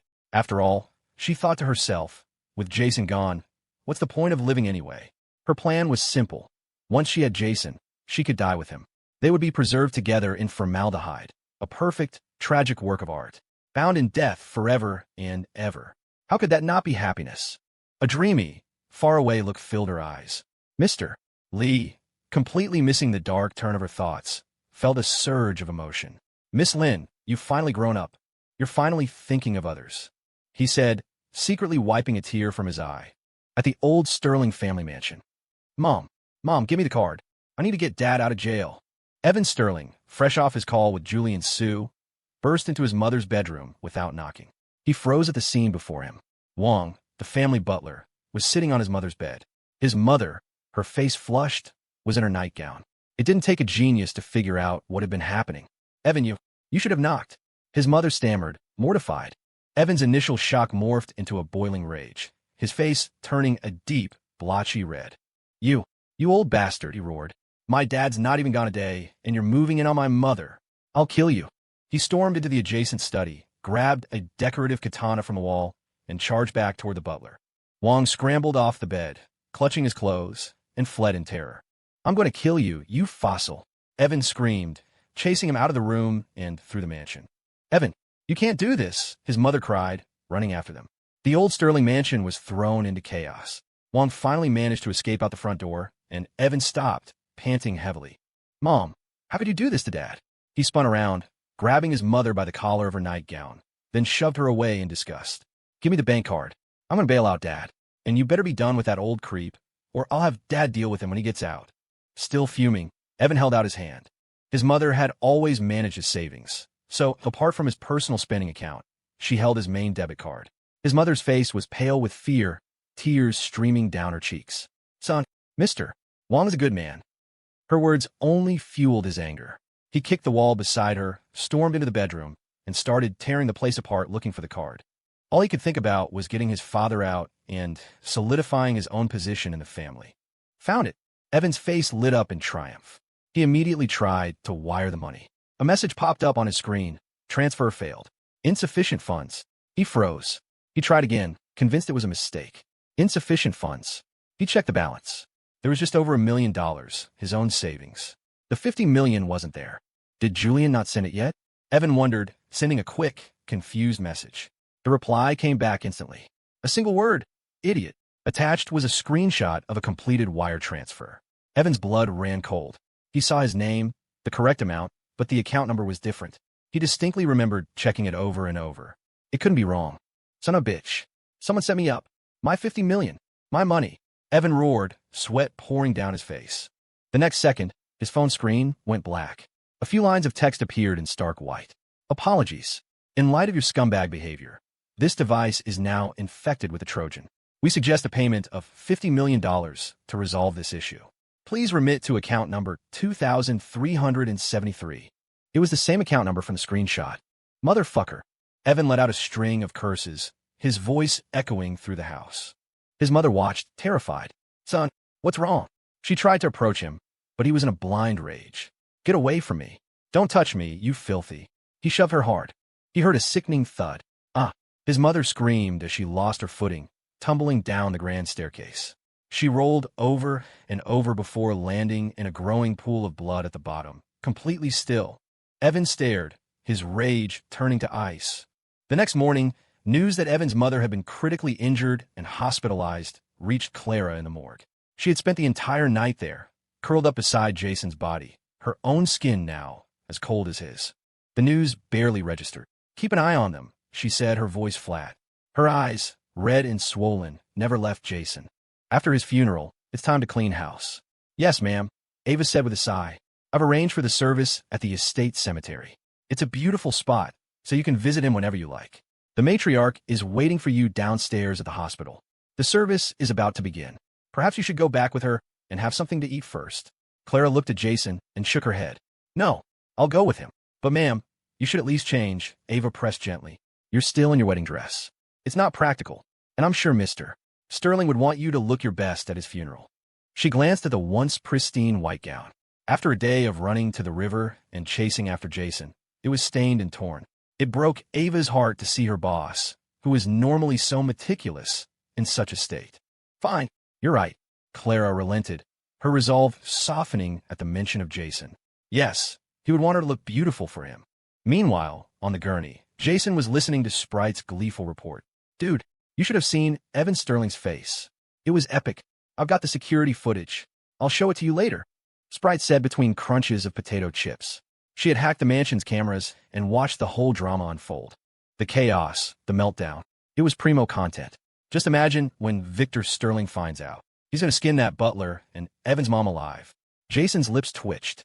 He'd never realized how much of a gossip this girl was. Before he could dwell on it, he felt himself being lifted and moved into a dark, enclosed space. Though his eyes were closed, he could sense the absence of light.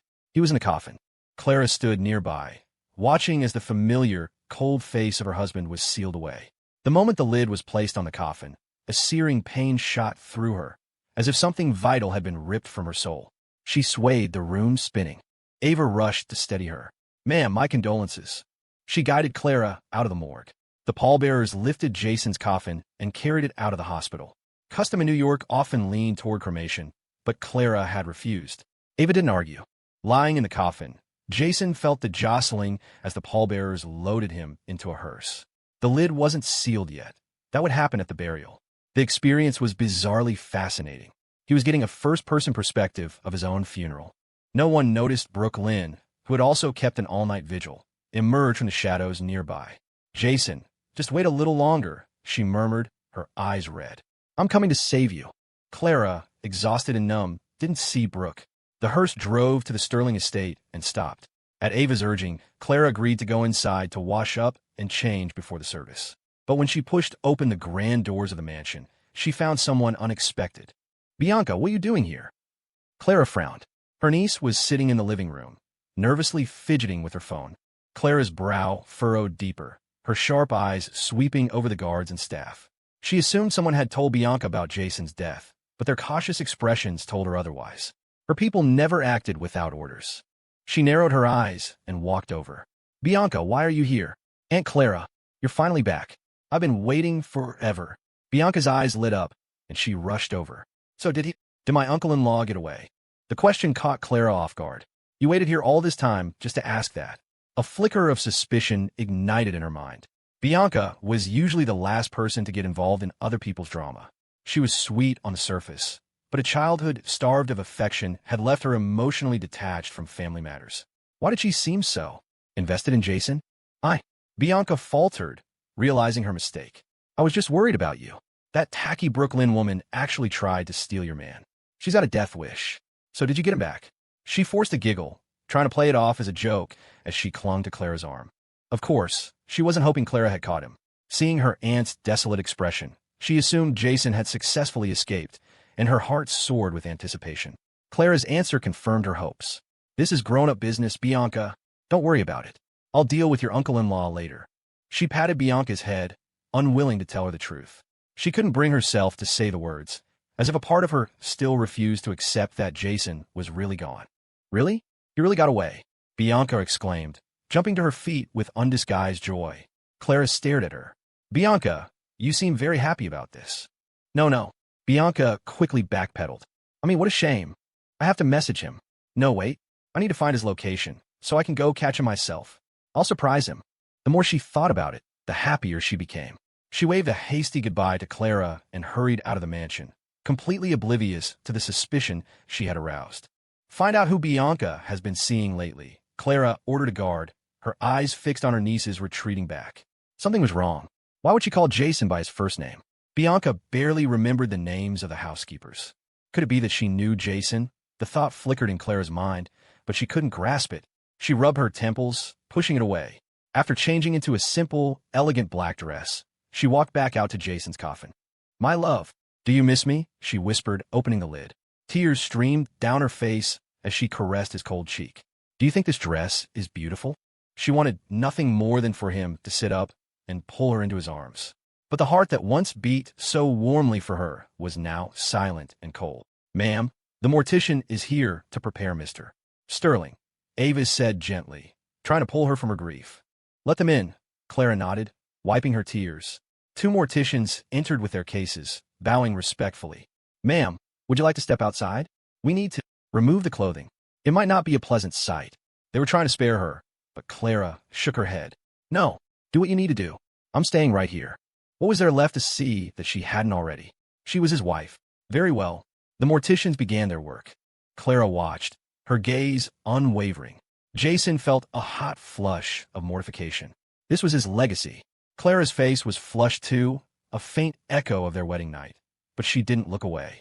Then, something fell from Jason's pocket. A small, old-fashioned locket. Clara frowned. "I don't remember him having this." She bent down and picked it up. Jason's heart leaped into his throat. The locket wasn't valuable, but it was old. The hands were frozen, but inside, nestled against the metal, was a photograph of a young girl. She had a sweet smile, a delicate face, and eyes that held a hint of resemblance to Brooke Lynn's. But the girl was younger, maybe a teenager, with a look of innocence as she held a bouquet of flowers. Clara stared at the photo, and a roaring filled her ears. This person, Was it Brooklyn or someone else? At JFK International Airport, a section of the arrivals hall was cordoned off with yellow tape. A swarm of reporters and fans pressed against the barrier, waving glow sticks and signs, screaming at the top of their lungs. Vivien! Vivien! It's her! Vivien is here! Amid the frenzy, Vivien, wrapped in a camel-colored coat and wearing dark sunglasses, strode through the terminal. Beneath the glasses, her beautiful eyes held a flicker of anxiety. "Is the car to the Sterling estate ready?" she asked her assistant, pulling her suitcase along. "Who let all these people know I was coming?" Her eyes swept over the crowd, and she frowned. Years of competing in international piano and dance competitions had given her a certain level of celebrity. She had left in such a hurry, she'd forgotten to guard against leaks. "My apologies, Miss Sue. Your arrival was so sudden, we didn't anticipate this," the assistant said. Vivien's expression turned colder. Most of the assistants and guards around her were assigned by the Sue family. She had left her own trusted aide behind in Europe to keep an eye on them. Incompetence from the Sue family staff was to be expected. She said nothing more and got into the waiting car. "Find out where Clara Sterling and her new husband are right now," she commanded as soon as the door closed. The assistant looked confused. "Miss Sue, why are you looking for Miss Sterling?" "Mr. Sue explicitly said you are not to have extensive contact with the elite families of New York." Her tone was almost scolding. Vivien's icy gaze cut her off. "I told you to find them. If you breathe a single word of this to the Sue family, you may have arrived in this city standing up, but you will leave it lying down." A chilling, murderous intent flashed in Vivien's eyes. The sudden transformation on her usually gentle face startled the assistant. "Yes, of course." She didn't dare argue again. Although Vivien was only an adopted daughter, the Sue family had grown increasingly wary of her over the years, treating her like a venomous snake they couldn't control. The assistant had always dismissed Vivien as a pretty face, a weak-willed dancer. But in that moment, she felt the true danger emanating from her, as if she had become a completely different person. Vivien didn't spare her another glance, her mind already racing. The Sue family's people were a nuisance. She would have to find a way to make this assistant disappear quietly. "Miss, I found them," the assistant said, her voice trembling slightly. "They're at a cemetery near the Sterling estate." Although the Sue family wasn't active in New York, their intelligence network was extensive. And with so many people gathered at the Sterling estate, it was easy enough to pick up whispers. Besides, Clara had only ordered the news be kept from Hannah-chun and Bianca. A cemetery? Vivien frowned. Did the Sterling matriarch pass away? Drive there directly. It gave her the perfect excuse. She could say the Sue family had sent her to offer condolences. "Yes, miss." The assistant obeyed immediately. Vivien stared out at the misty, gray sky, her thoughts drifting back in time. New York had been shrouded in a persistent drizzle for days, reminding her of her time at the orphanage with Jason. She had been an orphan from birth, abandoned in a dirty blanket on the orphanage's back hill, nearly becoming a meal for wild dogs before the old director found her. Those years were one of the few bright spots in her gray life, because that was where she met Jason. He arrived at the orphanage when he was 5. She was 2 years older. The quiet, withdrawn little boy was a target for the other kids. So she stayed by his side, dancing for him, sneaking out to look at the stars, and saving her small portion of fruit for him. They were inseparable. Only later did she learn that the reason he was so quiet was because he already knew his parents had died in a fire, and that the man responsible was the uncle who had once pretended to love him. Her heart ached for him even more. They were childhood sweethearts, their worlds revolving around each other. But when she was in the 8th grade, everything changed. The Sue family came to the orphanage. She left New York, and Jason was taken in by the Miller family and sent to a different high school upstate. It had been 5 years, but it felt like a decade. "Jason, are you still thinking of me? Do you still resent me?" Vivien reached out, letting the cold raindrops hit her palm as she whispered, her eyes turning red. "It doesn't matter. I'm back. I'm back for you." At the Sterling estate, after seeing the photo in the locket, the air around Clara dropped to freezing. The room was silent. Jason's mind was screaming. "Vivien, they're not going to find out about her, are they?" Though he held some resentment toward her, he was terrified of what this madwoman would do if she discovered Vivien's existence. He was afraid Clara would try to kill her. Then again, he thought with a bitter sense of irony, Vivien was with the powerful Sue family now. Clara couldn't touch her.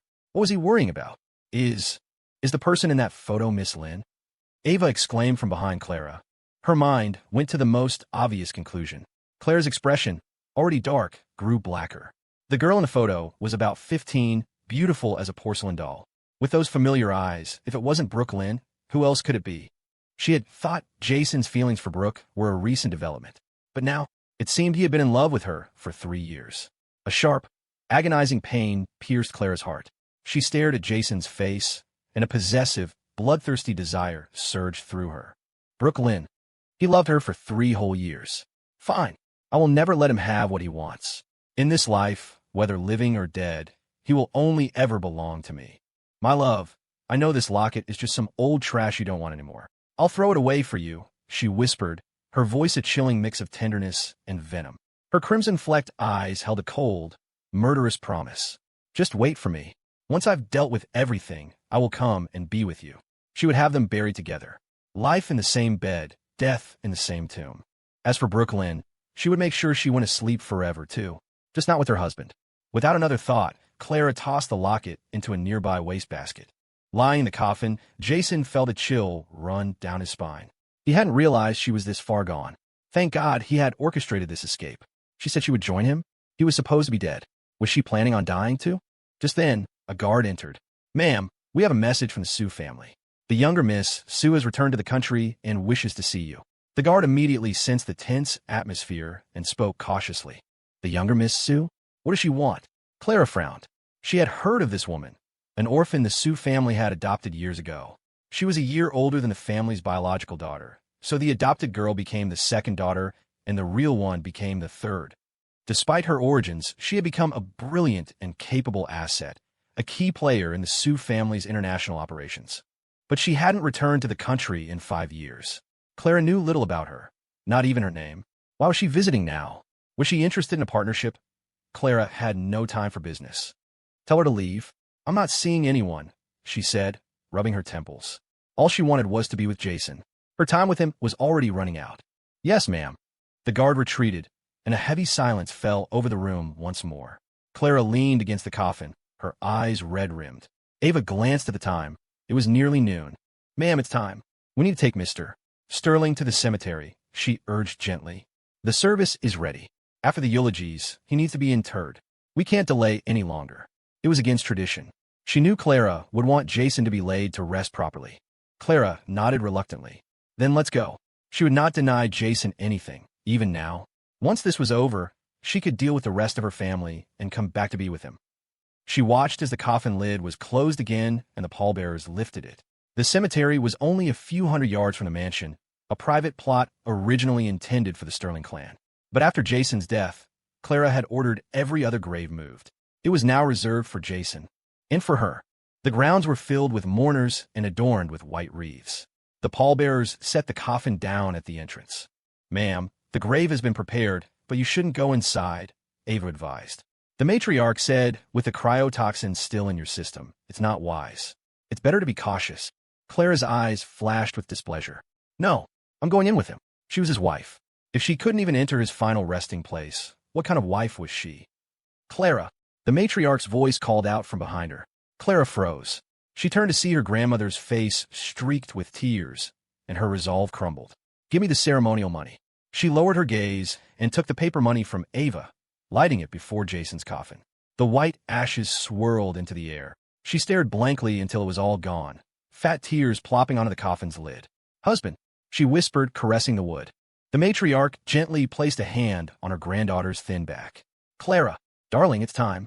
We need to begin the burial. If they missed the proper time, it would only cause Clara more pain. But Clara seemed not to hear. She was still lost, unable to accept the finality of it all. The matriarch sighed and gave the pallbearers a subtle nod. Begin the interment. Ready. Lower the coffin, one of them called out. As the coffin was lifted again, the dam inside Clara finally broke. Memories of Jason flooded her mind. His cheesy jokes, the flowers he'd brought her, his quiet acts of kindness, his earnest wedding vows. In that instant, she truly understood. She was losing him forever, and she was filled with regret. She shouldn't have been so controlling, so demanding. Wasn't she also responsible for his death? Jason! Jason! A raw, desperate scream tore from her throat. Put him down. He can't go. He's not dead. He can't be. He said he would marry me. Husband, I was gonna have your baby. Don't you remember? She clawed at the coffin, tears streaming down her face. The matriarch and Ava watched, their own eyes welling up as they pulled her into an embrace. The coffin was carried away. The light in Clara's eyes went out. He's really gone. He's never coming back, she murmured, her body going limp. She was about to collapse. Ava, quick, help me get your mistress to the garden to rest, the matriarch cried out. As they helped a weak Clara to a nearby bench, neither of them noticed the black van parked across the road. Inside, Brooke Lynn, wearing sunglasses and a black tactical jacket, watched the cemetery with manic intensity. When she saw the coffin being carried into the cemetery, Brooke's eyes lit up. She jumped out of the van, pulled on a pair of white gloves, and opened the back. Don't worry, Jason. I'm coming to save you, she declared, grabbing a shovel and striding toward the cemetery, practically vibrating with energy. Mister. Lee got out of the van, his face a mask of weary resignation. Miss Lynn, are you absolutely sure you want to commit the sacrilege of robbing a grave? He knew this was the Sterling family's private cemetery. This is bad karma. What if you dig up the wrong one? Stop whining. Are you doing this or not? Brooke snapped, her patience gone. Mister. Lee sighed and followed her. As long as she kept her promise to return to the family, he would take on the bad karma for her. Meanwhile, inside the cemetery, Jason was relaxing. He'd had Sprite bribe the matriarch's staff to say Clara's condition made it unsafe for her to enter the cemetery. That way, his own people could easily spirit him away without the whole burial charade. Half the people here, including the pallbearers, were on his payroll. This was the perfect moment to escape. Let's see.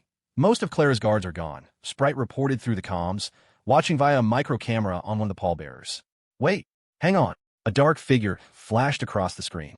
What was that? Before she could process it, the camera's view tilted and fell to the ground. We've got company, Sprite exclaimed. She couldn't believe someone had managed to sneak past Clara's security. Before she could warn Jason, his coffin lid was yanked open. The sudden, harsh light stung his eyes even through his closed lids.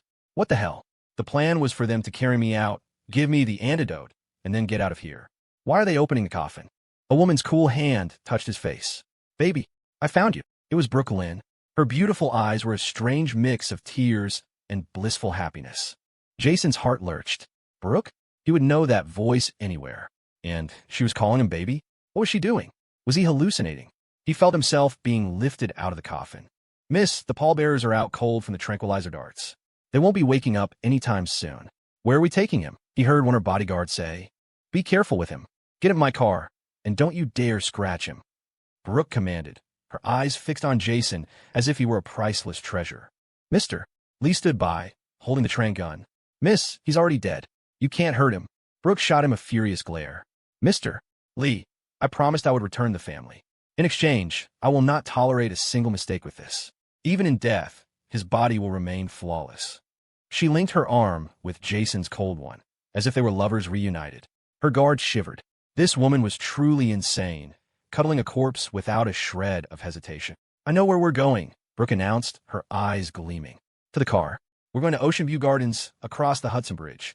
She remembered there were several preset wedding venues there. If Clara could marry him, why couldn't she? She would have her own wedding with Jason.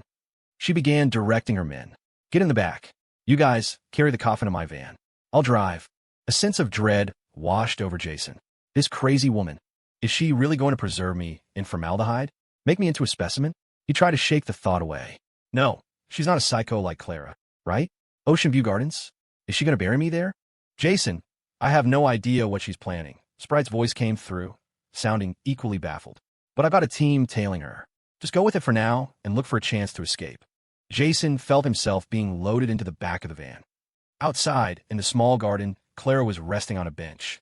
Ma'am, have some water, Ava said gently. Clara opened her eyes, but didn't drink. Is it over? She asked quietly, hearing the silence from the cemetery. I think so. Clara's eyes reddened again, a profound sense of loss washing over her. She turned away to hide her tears and saw something that made her freeze. In the distance, several figures in black were loading a coffin into a van. A coffin? The coffin looked horrifyingly familiar. It was her husband's coffin. Before Clara could react, she caught a glimpse of the person helping to lift it. Even with a mask on, she recognized those eyes instantly. It was Brooke Lynn. Ma'am, isn't that Mr. Sterling's coffin? Ava asked, frowning. Why are they taking it out? Clara shot to her feet. Brooke Lynn, stop right there, she roared, her voice echoing across the grounds. Brooke flinched. Clara, how'd she get out here? Go, go, go, she shrieked. She hastily shoved the coffin the rest of the way into the van, pushed her bodyguard aside, and jumped into the driver's seat. The van tore out of the parking lot, leaving Mr. Lee and the others standing in a cloud of exhaust. "Miss, wait. We're not in the car yet," they yelled, chasing after it on foot. A moment later, Clara was upon them, her face contorted with fury. "Where's she going?" "And you," she snarled at her own security, "get a car and chase her. Lock down every exit out of the city. I don't want a single fly getting out." Even dead, Jason was her husband. His body belonged to her and no one else. "Yes, ma'am." Ava scrambled to get their car, and they sped off in pursuit. Brooke, meanwhile, floored it. After a few frantic turns, she saw no one behind her and allowed herself to relax. She glanced back at the coffin and smiled, a giddy happiness bubbling up inside her. "See, baby? I told you. Anything I want, I can take, even from Clara Sterling." "Huh," she said to the coffin. "That old woman will never guess where we're going." "Jason, baby, this is the first time I called you that. Do you like it?" Her cheeks flushed as she slowed down, one hand on the wheel, the other stroking the coffin's smooth wood. She remembered him calling her that once, back when they first started dating.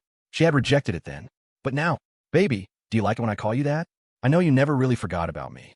You saved my life. I promise, I'll never let you down again." Inside the coffin, Jason was about to be sick. "Can't you drive a little slower? I'm still injured. You're going to shake me to death." And Brooke's cloying words were making his skin crawl. "Dude, what is happening? Why is she being so damn creepy? What did I go wrong?" "Jason, you've got some serious game," Sprite said, trying not to laugh. "Did you put a love spell on her or something? Anyway, I've got a lock on your position. Looks like she's taking you onto the Hudson Bridge." Her destination was Ocean View Gardens, right on the other side. Jason's blood ran cold. Another wedding? Am I some kind of clone? But then he heard the sound of water flowing beneath the bridge. An idea sparked in his mind. If he could fall into the river, his body would be lost, presumed dead. It was the perfect exit, but he couldn't move or speak. How could he make it happen? Before he could figure it out, the solution arrived. "Brooke Lynn, pull over." Clara's car was right behind them. Brooke panicked and slammed on the accelerator, weaving through traffic. She didn't notice that the van's back door, which hadn't latched properly around the oversized coffin, had swung open. With her sudden acceleration, the coffin was already starting to slide. Sprite saw it immediately. "This is your chance." Brooke's van was right next to the section of the bridge where the guardrail was still broken from the original accident. As she swerved to avoid another car, the coffin slid free. With a loud crash, it tumbled out of the van and plunged into the river below, splitting open upon impact. On the bridge, traffic screeched to a halt. Drivers stared in disbelief. What the hell was that? A burial at sea? With a coffin? In the Hudson River? "Jason!" Brooke was the first to react, her scream tearing through the air. Clara froze, watching the coffin and the body that spilled from it disappear into the murky water. Her shock turned into a pure, incandescent rage. "Brooke Lynn, I'm going to kill you." At that same moment, at the far end of the bridge, Vivien's car was stopped in the gridlock. She gazed out the window at the drizzling rain and happened to see the coffin fall. Her pretty brow furrowed. Is this some new kind of burial custom in New York? Vivien couldn't see clearly from so far away. Up ahead, drivers were getting out of their cars to gawk, causing a massive traffic jam. "How interesting," her assistant said with a snide laugh. "Serves them right for driving around with a coffin. So unlucky." Vivien's face grew darker. "How much longer until we reach the Sterling estate?" she asked coldly. With this traffic? At least another half an hour," the assistant replied dismissively. A glint of steel entered Vivien's eyes. Half an hour? She couldn't wait that long. She had to see Jason. A terrible premonition was growing in her heart. Something was wrong. "Find another route," Vivien commanded. "Yes, miss," the assistant grumbled, turning the car around. She didn't see the murderous look on Vivien's face. As they pulled away, Vivien glanced back at the bridge. She saw a woman's figure climb over the railing and jump into the river after the coffin. Such devotion, she murmured with a sigh, finally turning away. A beautiful story, but one that could never have a happy ending. She knew that better than anyone. Jason hit the water for the second time in 2 days. Am I cursed to be in this river? He wondered, nearly drowning. And that crazy woman Brooke had jumped in after him again. Fortunately, Sprite's team was waiting. They pulled him from the water before Brooke could reach him and got him to the riverbank. Jason! Jason! Sprite was there, slapping his face and forcing an antidote down his throat. A few moments later, his eyes fluttered open. The sunlight felt like a miracle. He was free, truly free. Jason Miller was gone. From now on, there was only Mr. G. He took a deep, ragged breath. His chest ached, and he felt weak from blood loss, but a profound sense of relief washed over him. Are they gone? Clara and Brooke? He asked, looking across the river at the tiny figures on the bridge. He and Sprite were hidden behind a thicket of reeds. For now, Sprite said, but we need to move. It won't be long before Clara tears this whole river apart looking for you, right? Is my replacement ready? He asked, stripping off his wet clothes and pulling on a dry jacket as they walked toward a waiting van. All set. Nana's waiting in the car. Let's go. Just then, a small, bundled-up figure came running from the van. Brother. A little girl, no older than 5, threw herself into his arms. A genuine smile broke across Jason's face. Hey, there you are. He scooped her up. Did you miss me? How about I buy you a candied strawberry skewer? Okay, the little girl chirped happily. The three of them got into the van and drove off toward the orphanage. Back on the bridge, a shivering Brooklyn was pulled from the water. Wrapped in a blanket, she stared blankly at the river, her eyes hollow. She had lost him again. Clara stormed up to her, her face a mask of fury. Look what you've done. You already killed him, and now you won't even leave him a body to be buried in? If they don't find Jason, I swear I will burn your entire family to the ground. Brooke didn't respond. She just stared at the water, numb. By now, it was late afternoon, and the sky was growing dark. The NYPD dive team had been searching for over an hour. Ma'am, there are big fish in this river, the lead detective said gently to Clara. He knew the Sterling family and didn't want to be on the matriarch's bad side. A body in the water this long. It's likely. Perhaps you should go home and rest. Clara shook her head, her voice firm. No, I'm waiting. If I can't find him, I'll die here with him. Just then, a cry came from one of the divers. We got something. We found him. Clara and Brooke rushed to the edge. As the recovery team pulled the body from the water, both women's faces went pale. Oh God! Clara covered her mouth, a wave of nausea overwhelming her, and she retched. Brooke just stared, horrified. How could he look like that? In just an hour, the body had been ravaged by the river's inhabitants, its features almost completely gone. The detective looked grim. Ma'am, like I said, there are a lot of fish. This is to be expected. You should really go home. He couldn't help but think that this powerful heiress was surprisingly delicate, getting sick just like his pregnant wife. Wait, could she be? Nah, no way. They just got married. Unless this Jason kid was some kind of super stud. Impossible. Clara looked at the mangled corpse, tears blurring her vision. Husband, I thought I'd lost you again. It's okay. I'm taking you home now. Her voice turned cold. Someone take Mr. Sterling back. First, she would bury him. Then, she would deal with Brooklyn. Yes, ma'am. Ava directed the guards to take the body. This time, Brooke didn't move. She stood frozen, all the life drained from her. Mr. Lee finally arrived and gently guided her away. Miss Lynn, you got your wish. Now, it's time to fulfill your promise to me. Let's go home. Clara's car sped back toward the estate. As they approached, she noticed a single unfamiliar car parked near the entrance. A slender woman in a white dress sat inside. The woman seemed to look their way, her brow furrowing. For a fleeting moment, Clara felt a strange sense of familiarity, but she was too consumed by grief to care. At the cemetery, the body was placed in a new coffin and finally interred. The whole time, Clara was numb with pain. Long after the service was over, she remained at the grave, unwilling to leave. She was drowning in regret. If only I'd stayed here, she thought. Then Brooke never would have taken him. Ava, she murmured, staring at the headstone. Do you think he'll blame me? Ava came up behind her, her heart aching. Ma'am, this wasn't your fault. I just received word that the younger Miss Sue is at the front gate. She says she must see you, that it's urgent. Clara's brow tightened again. The woman in the car from before? Tell her I'm not seeing anyone. She had no energy for business. Yes, ma'am. Ava relayed the message. Outside the gates, a guard approached Vivien's car. Miss Sue, I'm sorry, but Miss Sterling will not see you. Please leave. The car window slid down, revealing Vivien's beautiful, gentle face. A flicker of ice appeared in her eyes. I know your mistress has just suffered a great loss, but my business is truly urgent. The guard froze, staring at her face. It was impossible. This woman, she looked so much like Brooklyn. If it weren't for the arrogant glint in Brooke's eyes and her distinct fashion sense, he would have sworn they were twins. Hasn't your mistress taught you it's rude to stare? Vivien's voice was soft, but her eyes were sharp as glass. She had been waiting for half an hour. She was done being patient. If she won't see me, then I will see her. Clara Sterling has always put her business first. I'm sure she'll be very interested in what I have to say. Vivien got out of the car and strode toward the mansion. "Ma'am, you can't go in there," the guard cried, rushing to stop her. But one cold look from Vivien froze him in his tracks. In her eyes, he saw the same terrifying, murderous intent he sometimes saw in his own boss. He was paralyzed. By the time he recovered, Vivien was already approaching the main house. Clara, walking back from the cemetery, saw the woman in white heading for her front door. "I thought I told her to leave," she muttered, annoyed. Her eyes were swollen, her chest was tight, and she still felt nauseous. The sight of this intruder was the last straw. "Miss Sue." Clara's voice was cold and commanding, cutting through the quiet evening. "Is this how the Sue family taught you to behave?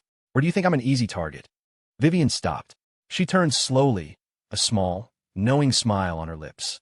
"I was beginning to think you didn't want to see me, Clara Sterling." Her face came into full view, a perfect oval, with a smile that was as gentle as moonlight. It was a face that was 4 parts Brooklyn, but softer, more ethereal, almost untouchably beautiful. Clara's breath caught in her throat. The anger in her eyes faded, replaced by dawning confusion and then sudden, shocking realization. You're... All the pieces clicked into place. Jason's strange reactions to Brooke, the locket. The image of the girl in the photograph flashed in her mind. It wasn't a younger Brooklyn. It was her. It was the younger Miss Sue. A tidal wave of rage surged from his chest, and Clara Sterling felt a coppery tang at the back of her throat. A strangled cough escaped her lips, and she spat a spray of blood onto the manicured lawn. The world began to tilt, the edges of her vision blurring. Her legs gave out, and she collapsed. "Clara." Miss Sterling. Ava had frozen for a split second when she saw Vivien, her attention momentarily diverted. By the time she reacted, Clara was already crumpling. Ava's face went white with terror. "Someone help." The bodyguards swarmed, their professional calm shattered. Vivien stood rooted to the spot, utterly baffled. What the hell just happened? She had come back to tell Clara the truth about her and Jason, hoping it might persuade her to let him go.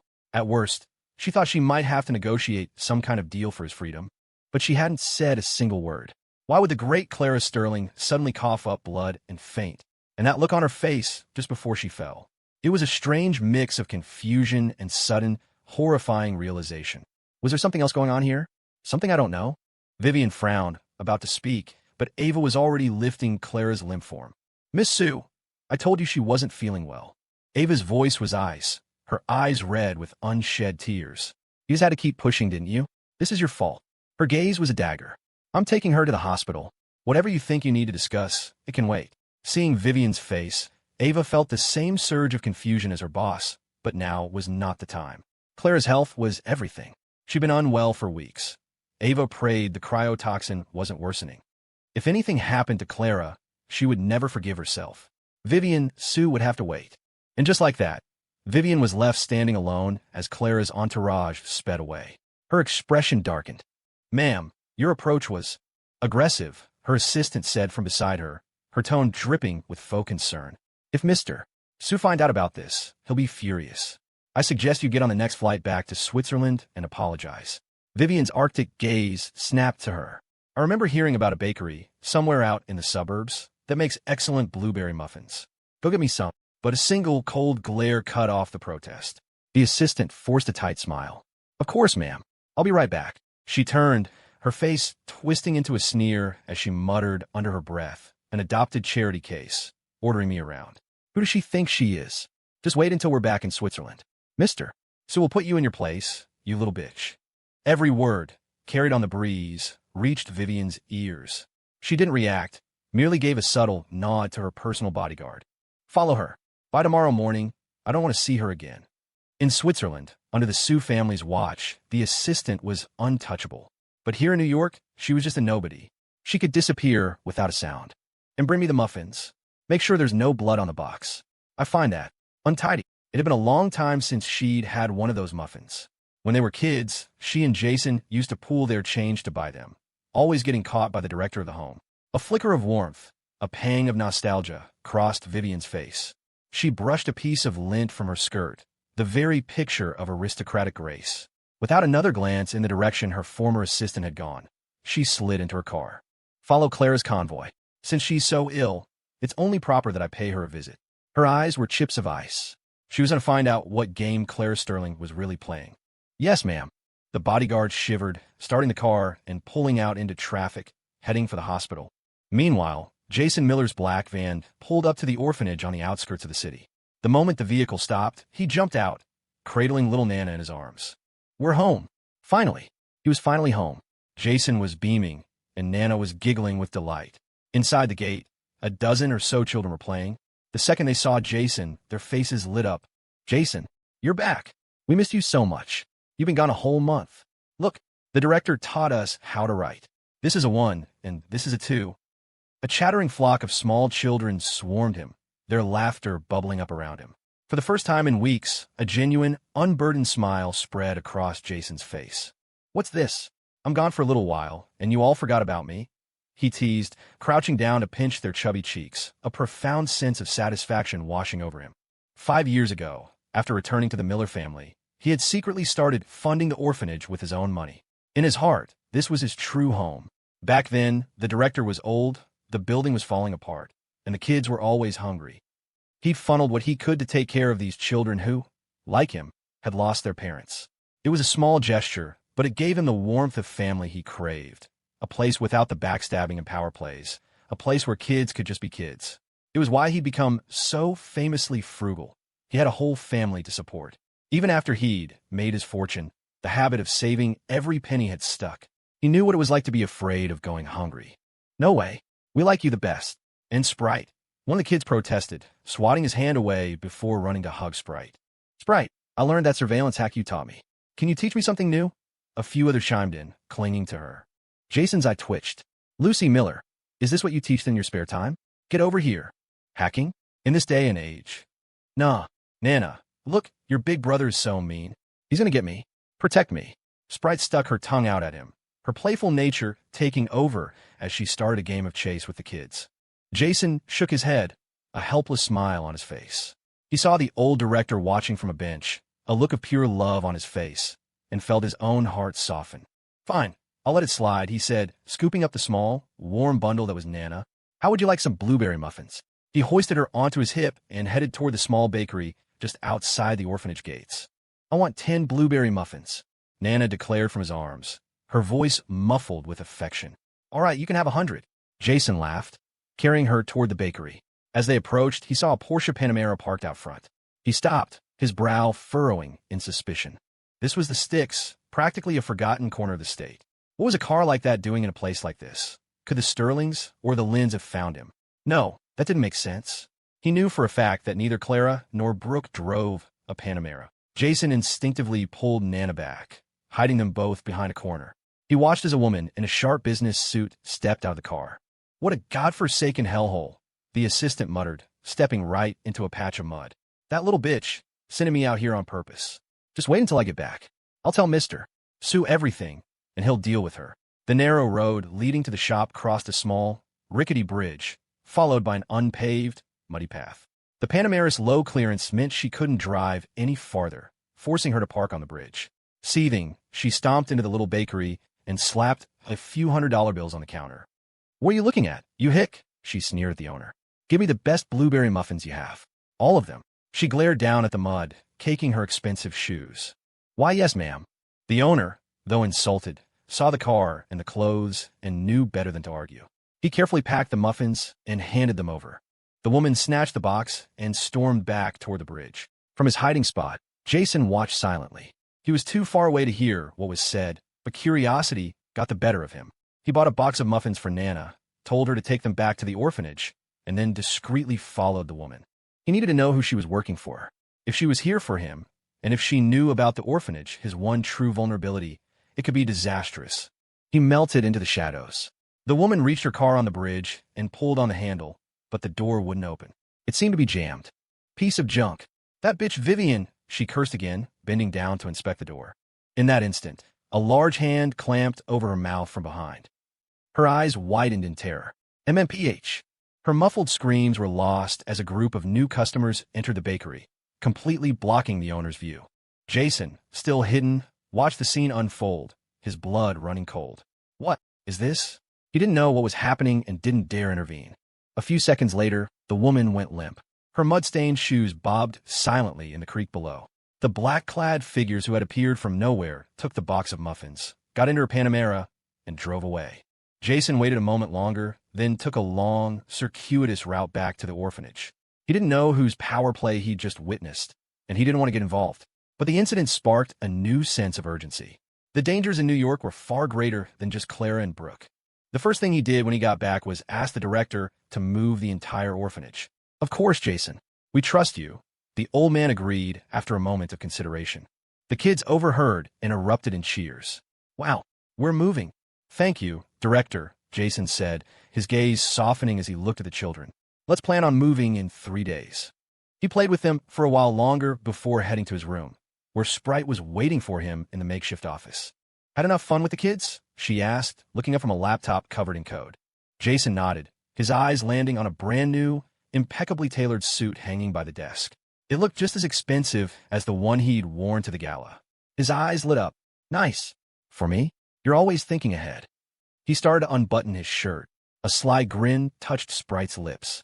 You said you liked the last one, so I had a friend custom make another. Charge it to your card, of course. But he gave me a steep discount. Only 30 grand.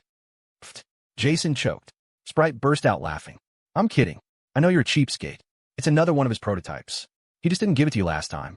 Try not to lose this one. Jason relaxed. That's more like it. Do you know how many blueberry muffins I could buy for Nana with 30 grand? This wasn't being cheap.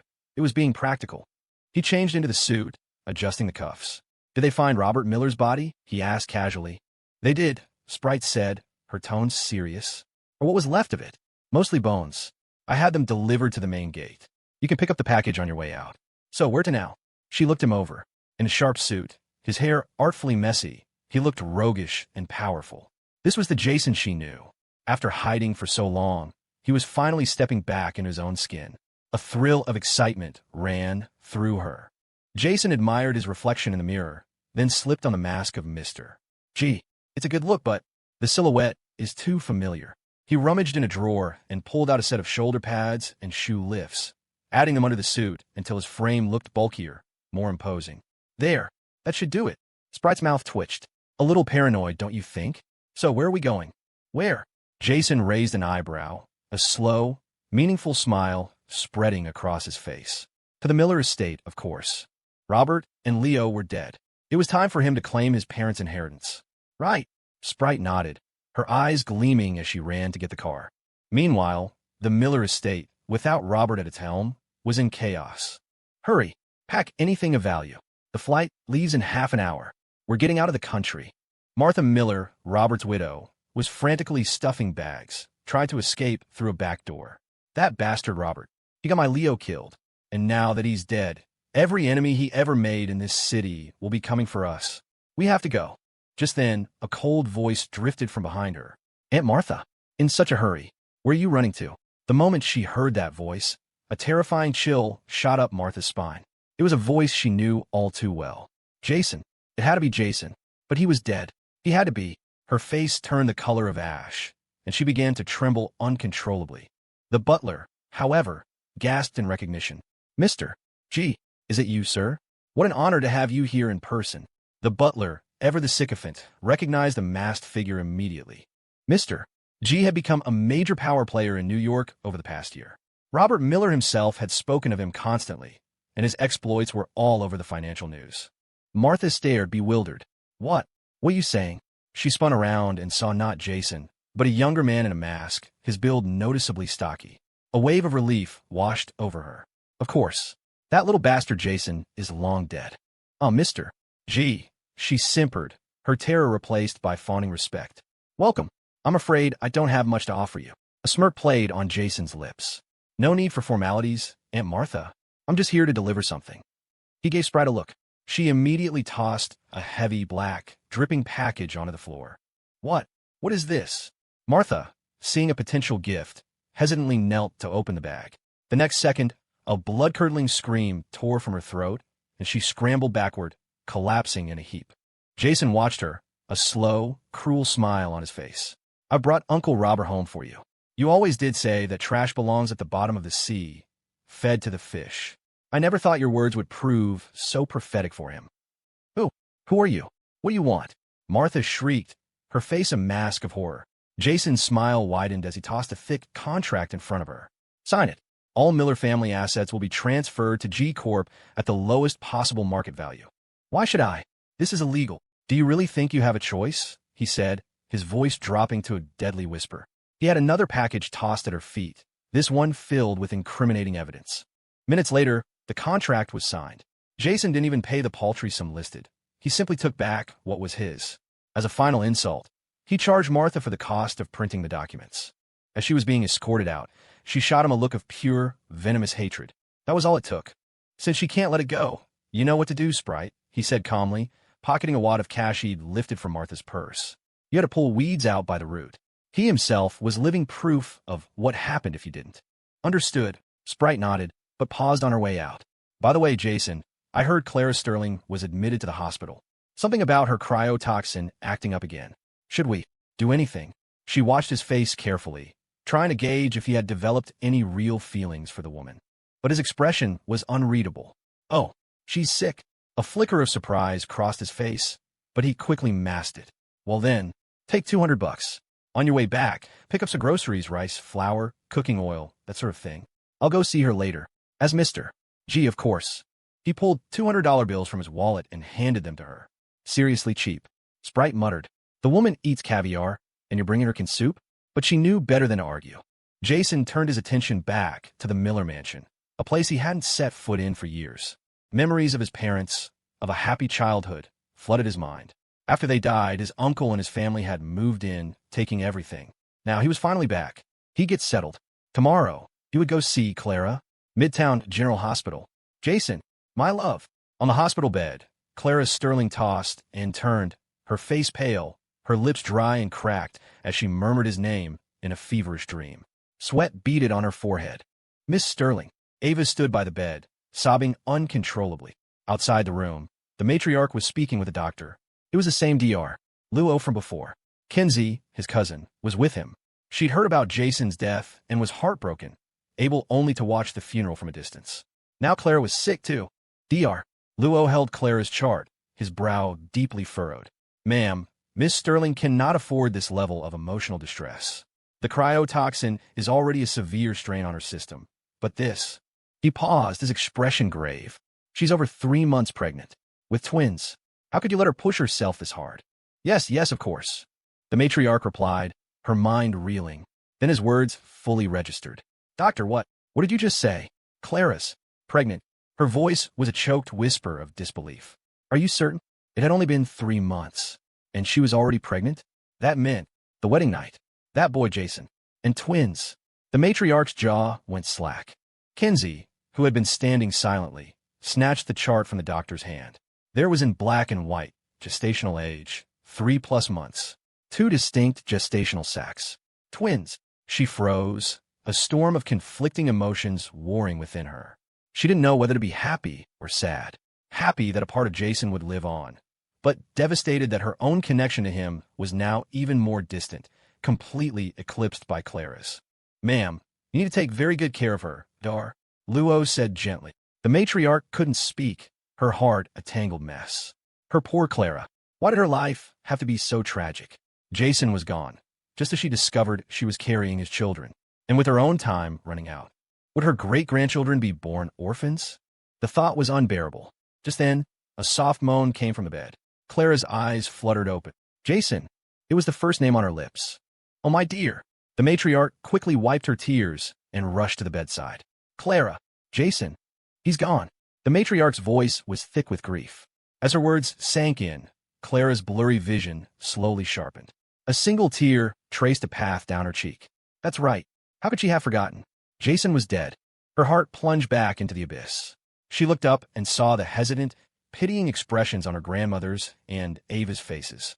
Grandmother, just say it, she whispered, her eyes lifeless.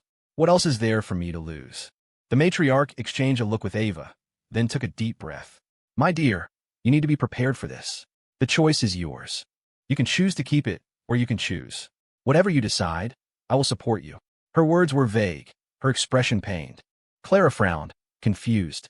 Grandmother? What are you talking about? What child? The matriarch hesitated for a long moment before finally finding the words. Clara, you're pregnant. You're 3 months along. The world stopped. For a dizzying moment, Clara was stunned into silence. Then, an overwhelming surge of shock and joy crashed over her, making her tremble from head to toe. What? What did you say? She breathed, not daring to believe it. She was pregnant? She was carrying Jason's baby? Their baby? She was so lost in the sudden euphoria that she didn't see the look of concern on her grandmother's face. Clara, don't feel pressured, the matriarch said gently, assuming she was in shock. Jason is gone, and your health isn't good. If you don't want this child, I'll understand. But Clara cut her off, her voice ringing with newfound strength. No, grandmother, I want this baby. I want them. No matter what, they are a part of me and Jason. I will never give them up. Her eyes filled with tears again, but this time they were different. This is the only thing he left me. She laid a hand on her still flat stomach, a smile that was both blissful and heartbreaking spreading across her face. When she had woken up in the hospital, she had lost the will to live. She had even considered following Jason into death. But this was a reason. This was a reason to fight. Grandmother, Jason is gone. I'm his wife, and I'm their mother. Even if they're not born yet, I can feel them. I can't fail Jason. For his sake, and for theirs, I have to see them born, healthy, and strong. Will you support me? The matriarch's own eyes welled with tears. Of course, my dear. As long as you are well, I'll support anything. And Clara, there's more. The doctor said there are two. It's either twins or, well, two babies. They will be beautiful. She gently stroked Clara's stomach. Clara's face lit up with pure shock. Two. It was a miracle on top of a miracle. That settled it. She would protect them with her life. Her gaze softened as she looked down at her abdomen.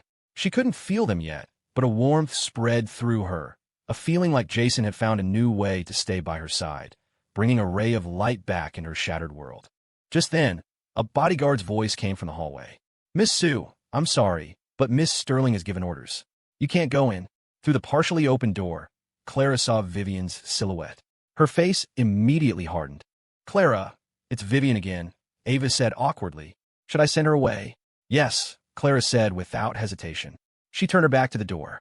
Tell her to go back where she came from. I have nothing to say to her. I already know what she came to tell me. As for what she wants to know, tell her to find out for herself. Ava nodded and went to the door. I'm sorry, Miss Sue, but you'll have to leave. Miss Sterling isn't seeing any visitors. Her voice was as cold as her boss's. Staring at the face that was so unnervingly similar to Brooke Lynn's, she added, she said she already knows what you came to say. And as for your questions, you'll have to find the answers yourself. Ava closed the door, leaving Vivien standing in the hallway, stunned. She already knows? She knows Jason and I were childhood sweethearts? Vivien was surprised. She had never imagined Clara Sterling would be so magnanimous. Or was there something else at play? A sudden, sharp realization hit her. In all the time she'd been back in New York, she hadn't seen Jason once. Not by Clara's side, not anywhere. She had overlooked it before, but now it seemed glaringly obvious. Where is he? And what did Clara mean? Find out for yourself. She thought of the funeral wreaths she'd seen at the Sterling estate. Find him, she commanded her bodyguard, a terrible premonition taking root in her heart. Her voice was sharp with a new, terrifying urgency. Find Jason Miller's current location. Now, Clara's profound grief, the funeral decorations. It was all starting to form a picture she didn't want to see. It couldn't be what she was thinking. Not Jason. He was too young. She's back. Miss Lynn is back. At the Lynn estate, servants rushed to the car as Brooke stumbled out, her eyes vacant, her movements robotic. Finally, the hell-raising was over for now. Brooke ignored them, allowing herself to be led upstairs like a doll. In the living room, a group of senior Lynn family members sat waiting, their faces stern. Brooke, one of them said, his voice devoid of warmth. You've had your fun. The family has arranged a marriage for you with the Sue family. The wedding is next month. Prepare yourself. Their words were a death sentence, delivered with cold finality. They had decided her future without a single thought for her wishes. Brooke's gaze, which had been dull and lifeless, slowly ignited with a familiar crimson light. And if I refuse? She asked, her voice a low snarl. A chilling glare from the family elder cut through the air. Brooke, this is for your own good. You no longer have the luxury of being willful. The wedding will proceed in 1 month. Your consent is not required. With that, they stood and left, their pronouncement hanging in the air. Mr. Lee sighed beside her. Miss Lynn, the Sue heir is a good match. Please don't fight this. He didn't see the look in her eyes, the way her fists clenched until her knuckles were white. The family. Always the family. From the moment she was born, every choice had been made for her. Now, Jason was gone. What meaning was there left in living? Her gaze drifted to the fruit knife on a nearby table. The next morning, at the new location for the orphanage, Jason was a whirlwind of activity, directing movers and finalizing the new address. "Where are we going, Jason?" Nana asked, trailing at his heels. "To a place where no one can find us," he said, gently pinching her cheek. He turned to Sprite. "Is everything packed?" "Mostly. The big stuff will have to come in a second trip. We still have a lot of the kids' books left, though." "That's fine. I'll come back for them tomorrow," Jason said. "You guys get on the truck. I'll be right there." He paused at the gate of the old orphanage, the place where he and Vivien had spent 8 years together. For a moment, he was lost in thought. He reached into his pocket and pulled out the locket, the one with Vivien's photo inside. After Clara had thrown it away, he'd had someone fish it out of the Sterling's trash. It was stained now, her face blurred and faded. Staring at the photo, he felt a sense of finality, a quiet release. 5 years, he murmured. "It's time to let go." He placed the locket on a stone table in the courtyard, a weight lifting from his shoulders. "Jason, let's go," Nana called from the truck. "Coming." He shook off the melancholy and hurried out, scooping Nana up into his arms. "Off to our new home." As they were pulling away, he remembered something. "Sprite, don't forget the groceries. After we're settled, I'm going to the hospital to see Clara." She was his ex-wife, after all. It was only right to pay a visit and gather some intel. "You actually care," Sprite pouted. "You never show me that kind of concern." But she dutifully loaded the bags of rice and flour into the truck. The convoy of moving trucks rumbled away from the old orphanage. The new location was closer to the city, near a school and a kindergarten, with a pleasant view of the coast. Jason was pleased. After getting the kids settled, he changed into his Mr. G attire and drove toward Midtown General. Sprite wanted to come, but he left her behind to look after the children. He arrived at the hospital a little after 10 in the morning. Midtown General was the best and most exclusive hospital in the city. As he got out of his car, he saw a fleet of luxury vehicles parked out front, all of them worth millions. They were undoubtedly here for Clara. In comparison, his Volkswagen looked humble. Then he saw it, the Panamera. A jolt of alarm went through him. He hoisted the bag of rice and flour onto one shoulder, tucked a brand-new rice cooker, a freebie from the grocery store, under his other arm, and took a side entrance into the hospital. Whoever owned that car was trouble, and he had enough of that already. He never knew that inside that very Panamera, Vivien was just rousing from an uneasy sleep. "Ma'am, perhaps you should go back to the hotel and rest," her bodyguard urged. "We only just arrived in New York. This kind of information is hard to dig up, especially when it involves a family like the Sterlings. We should have something by noon. You need to take care of yourself." Vivien had waited outside the hospital all night, but she was reaching her limit.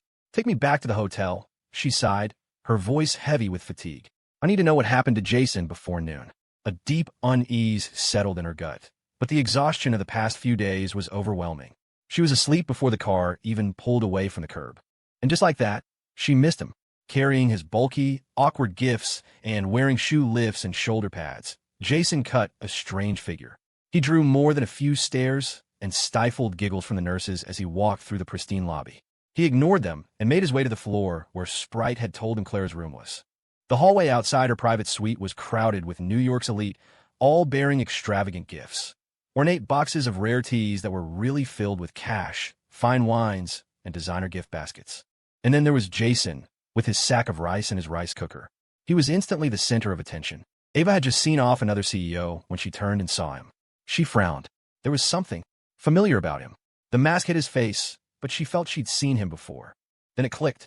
"Mr. G?" she asked, an incredulous look on her face. Jason set down his groceries and nodded, his voice a low rumble. "That's right. I'm here to see Miss Sterling. How is she?" He peered into the room and saw the slim silhouette of Clara sitting on her bed, drinking a glass of water. He felt a small sense of relief. She was drinking water. She couldn't be doing too badly. Ava's eyes fell to the rice cooker on the floor, and she let out an involuntary snore of laughter. "Mr. G, you didn't really bring this as a get-well gift, did you?" She hadn't pegged the formidable Mr. G as such a cheapskate. "What's wrong with it?" Jason asked, completely unfazed. He opened the lid of the rice cooker. A fragrant cloud of steam billowed out, carrying the rich, savory scent of beef and potato stew. The aroma filled the hallway. Several of the society ladies who had been waiting since dawn suddenly heard their stomachs grumble. You cooked in that thing?" one of them asked, amazed. "Of course," Jason said smoothly. "Good Husband brand rice cooker. Free with purchase."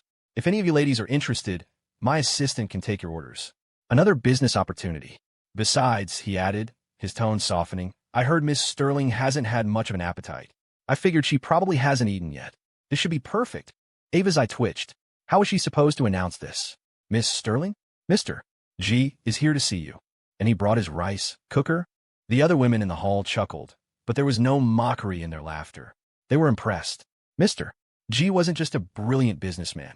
He was creative and thoughtful.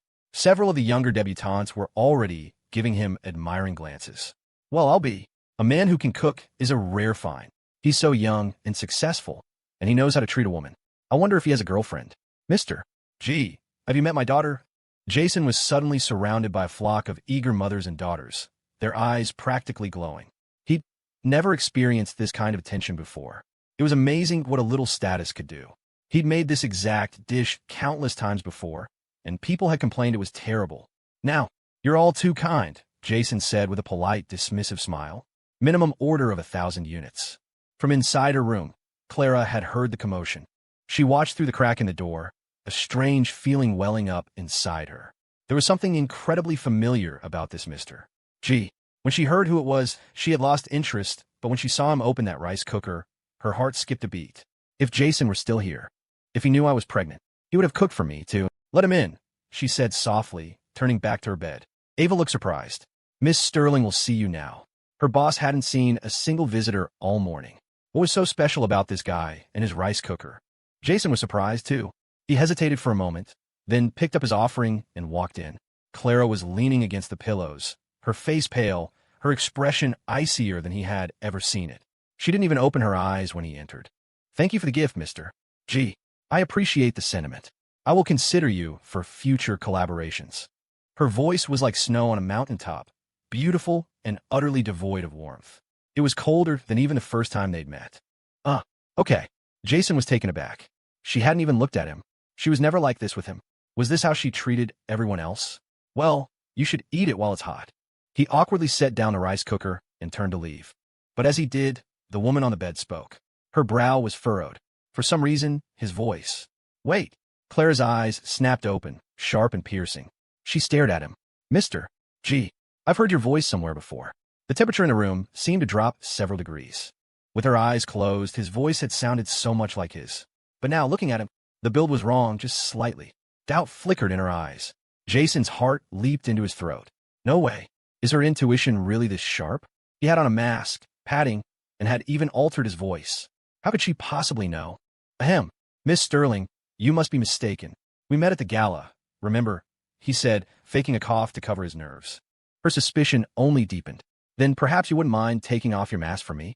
She swung her legs off the bed and stood, moving toward him with an intensity that was almost suffocating. Miss Sterling? Jason's eyes widened, and he took a step back. But she gave him no room to retreat, her hand reaching for his face. Just then, Ava's voice cut through the tension from the doorway. Miss Sterling, the matriarch is here. The interruption broke the spell. Clara froze. Jason seized the opportunity, taking another step back and letting his voice grow cold. Miss Sterling, my face was injured in an accident when I was a child. I don't show it to people. As powerful as you are, you should still respect the privacy of others. He feigned anger, and it seemed to work. Clara's focus wavered. Hearing his disguised voice, seeing his altered frame, she felt a wave of dizziness. Of course, she murmured, a bitter laugh escaping her lips. I'm being foolish. She had seen Jason's body with her own eyes. How could she be wrong? She was losing her mind.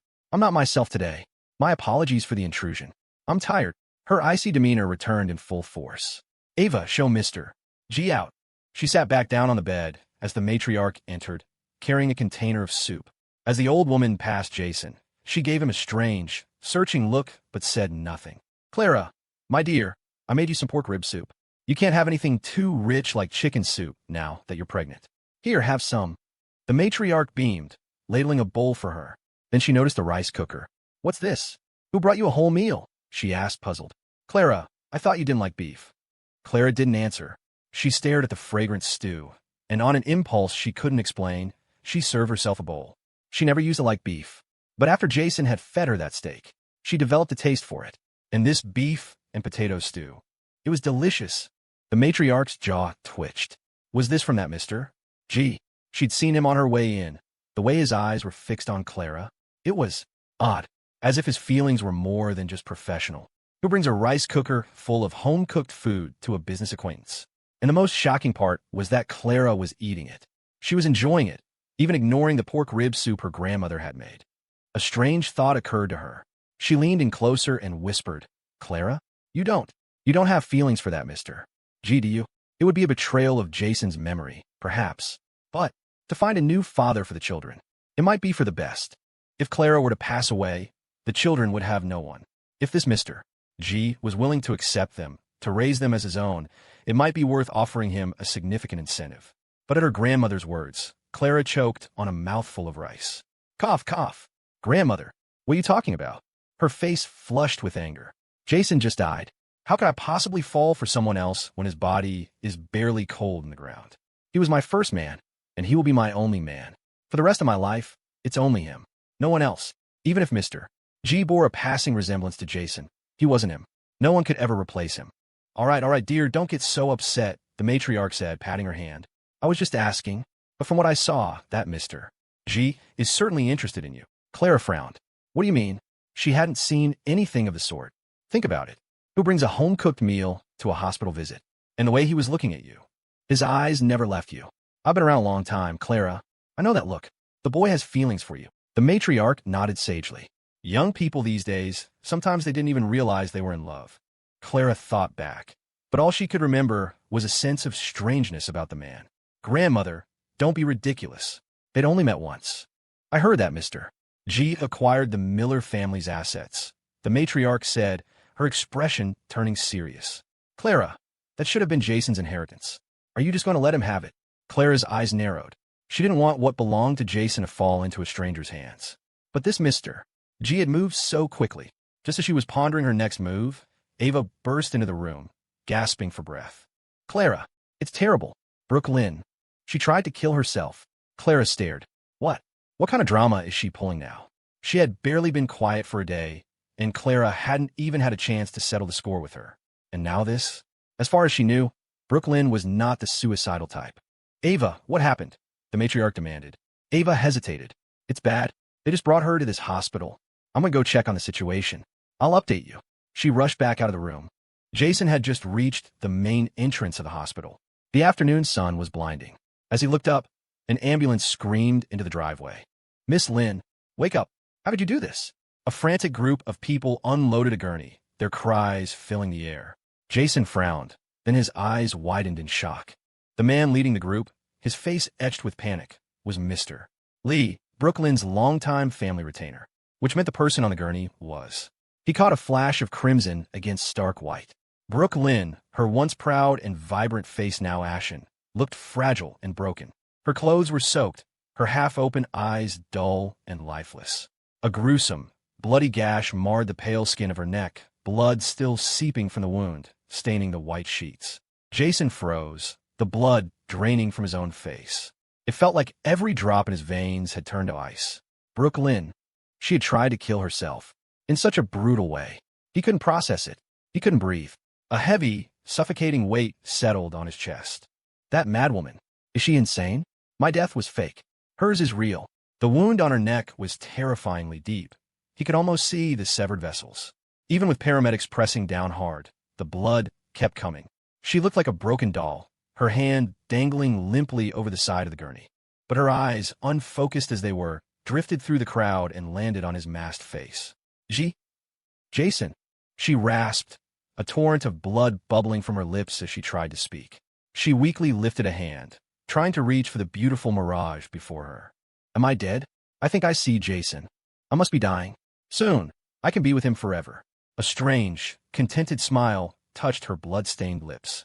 Beside her, Mr. Lee was sobbing, his face a mess of tears. He hadn't noticed anything wrong when he brought her home yesterday. But this morning, he'd heard a noise and rushed to her room to find her lying in a bathtub of red water. It was all his fault. He never should have let those family elders come. A team of doctors rushed Brooke into an emergency room. Jason, who had been about to leave, found his feet rooted to the spot. He wanted to walk away, but his legs felt like they were cast in lead. Mr. Lee, still crying, finally noticed him. Mr. G, Are you here to see Miss Sterling? My young miss is in critical condition. Please excuse me. He rushed past, grabbing forms from a nurse. Jason hesitated, but he didn't leave. He stared at the glowing light above the ER door, his heart twisting into a tight knot. A few minutes later, Ava arrived, her expression grim as she took in the scene. Mr. Lee, Miss Sterling has taken care of the hospital admission and has already called Dr. Luo. They should be here shortly. Please try to stay calm. She spoke with formal politeness, then turned to leave, not noticing Jason standing in the shadows. Thank you, Miss Sterling. Mr. Lee called after her, his voice choked with gratitude. While his own family could have summoned the famous Dr. Luo, he had been in such a panic that he hadn't had a moment to think. For Clara to do this for them, especially after Brooke had ruined her wedding and indirectly caused Jason's death. It was an act of incredible grace. He glanced over at Mr. G, a flicker of curiosity on his face. What's he still doing here? But his thoughts were interrupted by a doctor emerging from the ER. The patient is in critical condition. She could die at any moment. The family needs to sign these consent forms.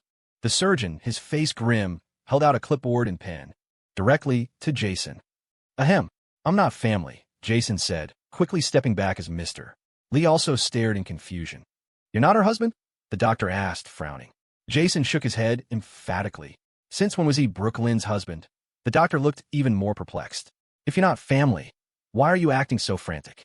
You were the first one here. I'm really not, Jason mumbled, retreating further into the background. The doctor sighed and handed the clipboard to Mr. Lee. The wound is on her neck. If we're not careful, it could permanently affect her ability to speak. We'll do our best, but you should get Dr.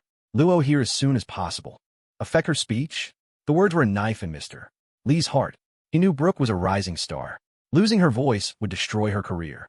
But what was a career compared to her life? Just save her. Nothing else matters. Just then, two figures hurried down the hallway. Make way. What's the situation? Dr. Luo appeared like a godsend, quickly donning scrubs as a nurse handed them to him and heading straight for the operating room. Kinsey followed close behind, her face pale and set. Mr. Lee's eyes lit up with hope. Dr. Luo, you have to save our Miss Lynn. Please. Don't worry, Mr. Lee, Kinsey said, stopping him from bowing. Brooke will be okay. Her eyes, red-rimmed and determined, flickered over to Jason. She frowned. He looked vaguely familiar, but she didn't have time to dwell on it. She followed her cousin into the ER. The light above the door glowed red again. Jason found himself sitting on a bench next to Mr. Lee waiting. After half an hour of anxious silence, he started to feel conspicuous. This wasn't his place. He moved to a more secluded corner of the waiting area and lit a cigarette, something he rarely did. But the stress of the past few days was immense, and the nicotine was a welcome release. Another 30 minutes crawled by. Finally, the door to the ER opened, and Dr. Luo and Kinsey emerged, looking exhausted. We've stabilized her, Dr. Luo announced, wiping sweat from his brow. But the damage to her vocal cords is severe. Whether she'll recover fully, only time will tell. I did everything I could. Kinsey gave Mr. Lee a small nod. She's awake, Mr. Lee, but she's in a very bad state. Extremely depressed. I'm worried she might try something again. You should go in. Yes, of course. Mr. Lee, who had been weeping with relief, stumbled into the room. From his corner, Jason heard the news and let out a breath he didn't realize he'd been holding. He stretched his stiff legs and crushed the cigarette under his shoe. Standing at the entrance to the recovery area, he watched through the half-open door. Brooke lay on the bed, a fresh bandage on her neck, her eyes staring blankly at the ceiling. Miss Lynn, Mr. Lee whispered, his heart aching. She didn't respond, as still as a porcelain doll. Miss, how could you be so reckless? He pleaded. If your parents could see you now, you might never be able to sing again. What will you do? His words finally got a reaction. Why didn't you let me die? She whispered, her voice a raw, broken thing. Tears streamed from the corners of her eyes. From the day I was born, my life has been in your hands. I never got to choose anything for myself. Can't I at least have the right to die? She gave a bitter, mocking laugh. To the world, she was the sole heiress to the Lynn fortune, but it was a gilded cage. Now, even her husband was to be chosen for the family's benefit. But she was not a puppet. She would have her freedom and the man she loved, even if it meant dying for it. Miss, this has caused a huge scene, Mr. Lee sighed, defeated. Even Mr. G, who was here visiting Miss Sterling, knows about it. This won't be easy to keep quiet. Please, just focus on getting better. He gently tucked the blanket around her.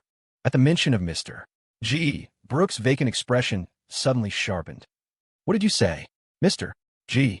She thought she must have misheard. Mr. Lee was surprised by her sudden energy. Yes, Mr. G. It was strange. He waited outside the ER for over an hour. I don't know if he's left yet. The words hit Brooke like a bolt of lightning. Mr. G. Jason. It couldn't be. Jason was dead. Wasn't he? Or was he? The sudden, electrifying thought that Jason might not be dead sent a surge of adrenaline through her, obliterating her despair. Where is he? I have to see him. She ripped the 4 from her arm, ignoring the pain and her own weakness, and scrambled off the bed, stumbling toward the door. Miss Lynn, what are you doing? Brooke, Mr. Lee and Kinsey were stunned, rushing to stop her. Don't touch me, she shrieked, shoving them away with surprising strength. She burst through the door and saw it. A familiar figure disappearing around the corner at the far end of the hall. The build was different, and he was wearing a mask, but the way he moved, that feeling, she knew it was him. She would never be wrong about him. Jason, she screamed, her voice a raw cry of joy and desperation. He glanced back, his eyes widening in shock behind the mask, and then he broke into a run, heading for the exit. He didn't want her dead, but he didn't want to be caught either. Jason, come back here. Seeing him run, panic seized her. She launched herself after him, barefoot, her hospital gown flapping around her thin frame. She had lost him once. She would not lose him again. Miss Lynn, stop. Mr. Lee and Kinsey chased after her, but she was fueled by a manic energy they couldn't match. She burst out of the hospital entrance into the chaotic city street, but he was gone. The figure had vanished, as if he were nothing more than a beautiful illusion. Brooke stood there, wild-eyed and shaking, the strange looks of passers-by making her feel like an alien in her own world. The hope that had flared so brightly was extinguished, leaving her in utter darkness. She collapsed onto the pavement, curling into a ball, her small body racked with sobs. Jason, where are you? I'm so sorry. I know I was wrong, she wept, her voice a raw plea to the empty street. Don't leave me. Please don't ignore me. I'll be good, I promise. Just come back. Jason, her thin hospital gown offered no protection from the wind, and the rough pavement cut into her bare feet, drawing blood. She hugged her knees, a lost, broken child, utterly alone. From a safe distance, Jason watched, his heart a tangled knot. He couldn't go to her. As much as her words tore at him, he had just escaped her in Clara's gilded cage. He wasn't about to run back into it. He wasn't that crazy. A few minutes later, Mr. Lee and Kinsey finally caught up, breathless. Brooke, you're not well enough to be out here. Kinsey scolded, her own face streaked with tears. Brooke's head snapped up, her eyes bright with a feverish hope. Mr. Lee, when did Mr. G get here? Tell me everything. Mr. Lee was bewildered. Brooke, why do you care about him? Had she already moved on? He must have arrived this morning. It seems he visited Miss Sterling first, then came over here. I also heard he recently acquired the Miller family's assets and moved into their old estate. He looked at her strangely. If you're interested, miss, I could arrange a meeting. He expected her to refuse, still grieving for Jason. Instead, her eyes lit up like a supernova. Yes, arrange it immediately, and buy the villa next to the Miller estate. I'm moving in. Her pale cheeks flushed with excitement. The family wanted to arrange a marriage, right? Tell them I agree. I'll marry Mr. G, not Julie and Sue. I'll marry Mr. G. Do it now. She had transformed from a suicidal wreck into a woman possessed by a vibrant, terrifying purpose. Jason isn't dead. He isn't dead, and I'm the only one in this whole city who knows. Clara can't compete with me anymore. I'll get him back. I'll be his only wife. Mr. Lee was utterly baffled. Yes, of course, miss. Whatever made her happy, he supposed. Only Kinsey stood back, frowning. Brooke, what was it you said about Jason? How could she be talking about Jason when he was dead? The question seemed to snap Brooke back to her senses. Nothing. I was mistaken, she said quickly. Help me back inside. I need to eat. She had to regain her strength, get back the blood she'd lost. She had to be ready for Jason. A thought struck her. Move all my medical equipment to the new villa. I'm moving in tonight. She was going to give Jason a surprise. She shot a sharp, warning glance at Kinsey. This is just a personal whim. Don't read anything into it. You can all go now. Her tantrum was over. She followed Mr. Lee back into the hospital, as docile as a lamb. Kinsey's eyes narrowed. Something's not right. This is definitely not right. She decided then and there that she would be paying a visit to the Miller estate that night as well. Seeing that Brooke was safely back inside, Jason finally relaxed. He got in his car and drove away, his phone buzzing a moment later. It was Sprite. All sorted, she asked. For now, he said. I'm heading to the old place to get the last of the kids' books. Keep an eye on Brooke for me. He figured she was smart enough not to tell Clara about him. Not yet. That would give him some breathing room. One obsessive heiress was manageable. Got it. There was a slight hesitation in Sprite's voice. She just found out that morning that Vivien Sue was back in the country. Should she tell him? He'd been so busy, and she wasn't sure why Vivien was back. In the end, she decided against it. He just left that locket behind. He was moving on. No need to complicate things. But at that very moment, in a suite at the Hilton, there was a knock on Vivien's door. Did you find him? She asked, her voice strained. She was still in a white dress she'd worn the day before, her eyes shadowed with exhaustion. She hadn't been able to sleep, a terrible sense of dread coiling in her stomach. The hesitant look on her bodyguards' faces confirmed her worst fears. Miss, you need to prepare yourself. Her face hardened. Tell me, Jason had married someone else. What could possibly be worse than that? The bodyguard's next words made the world tilt on its axis. Jason Miller is dead. Vivien felt the blood drain from her face. It felt as if a tightly wound string inside her chest had snapped. What did you say? She whispered, her voice trembling. He's gone, miss. His body is buried in the Sterling family cemetery. We confirmed the DNA. There's no mistake. Vivien stared into space, her mind a complete blank. How is that possible? It's not possible, she screamed, staggering back. She refused to believe it. She had endured 5 long years abroad, dreaming of this reunion. She thought finding out he was married was the deepest cut imaginable. But dead? It was impossible. She wouldn't accept it. She was about to collapse when a figure appeared in the doorway. Miss Sue, Ava said, her voice devoid of all emotion. My employer knew you wouldn't believe it. This is his death certificate. Vivien lunged forward and snatched the paper from Ava's hand. There it was. His name. The last thread of hope she'd been clinging to shattered into a million pieces.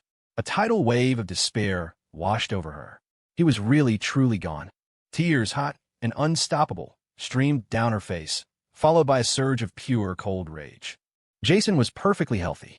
How did he die? She bit out, her jaw clenched so tight it ached, her eyes burning with murderous intent. Ava's voice was even colder. Miss Sterling suggests you ask your dear brother about that. The Sterlings had known from the beginning who was behind the car crash. But Julian Sue was in Europe, and the Sue family's power rivaled their own. Clara couldn't get to him, but perhaps Vivien could. Vivien breathed, and the name was a curse. An inferno of hate erupted in her eyes. She was going to kill him. Seeing the look on Vivien's face, Ava involuntarily took a step back. Well, Miss Sue, I'll be on my way. Miss Sterling said to contact her when you've made up your mind. Damn, this one might be even crazier than my boss. Vivien didn't even seem to notice her leave. Her phone rang, and she glanced at the screen, her chest heaving with rage. It was Julian. The fury in her eyes intensified. She answered the call. Well, my dear sister. Julian's voice oozed with smug satisfaction. I trust you've seen Jason by now. Oh wait, my mistake. You've seen his grave. How was the reunion? A memorable experience, I hope. Vivien's eyes turned bloodshot. Julian, she whispered, her voice shaking with venom. You're going to regret this. She slammed the phone down, her expression terrifyingly dark. Julian Sue must die. He had killed Jason. She would make him suffer 1,000 times more than Jason ever had. Tell Clara Sterling I agree to cooperate, she snarled, grabbing the arm of a nearby bodyguard. Whatever it takes to kill Julian. The bodyguard, pale with fear, stammered, Why yes, miss. Right away. He fled the room as if escaping a monster. Vivien collapsed onto the bed, her strength giving out, the tears finally flowing without restraint. Her gaze fell on the ring Jason had given her. The ring was still here, but he was gone. Jason, she murmured, her heart breaking. Her eyes drifted to the box of blueberry muffins on the table, the ones her assistant had brought back yesterday. She hadn't touched them. Now, the sight of them was just another twist of the knife.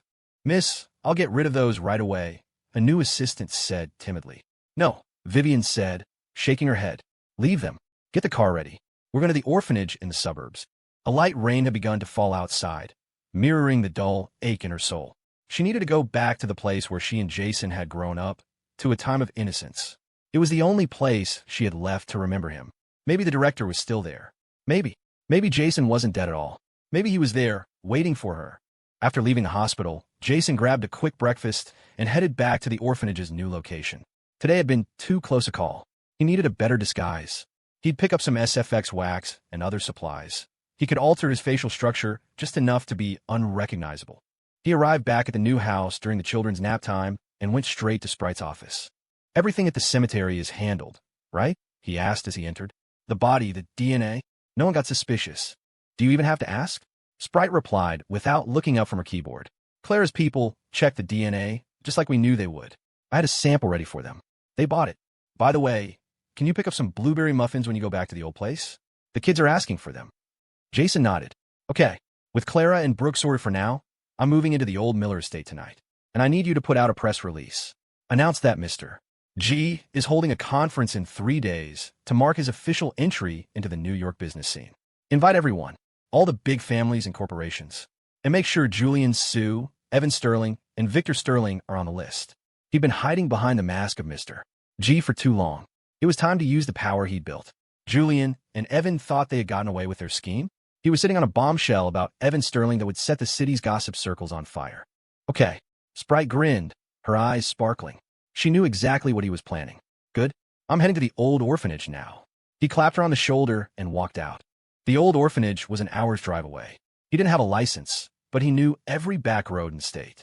He stopped on the way to buy the makeup supplies, arriving at the abandoned building still dressed as Mr. G. He got out of the car, an umbrella held against the rain, and scanned the area. No fresh tracks. It looked like no one had been there. He let himself in, quickly loaded the last of the boxes into his car, and locked up for the final time. Then he drove the few hundred yards to the bakery. 50 blueberry muffins, please," he said, parking on the bridge and stepping up to the counter. The kids loved them, and they'd keep in the freezer. As he stood there, waiting for his order, a Porsche Panamera pulled up to the gate of the old orphanage. "Careful, miss. The ground is muddy," an assistant said, holding an umbrella. Vivien stepped out of the car, oblivious to the mud. She looked up at the familiar, worn-out sign, her heart constricting with a grief so profound it stole her breath. 5 years, she whispered to the rain.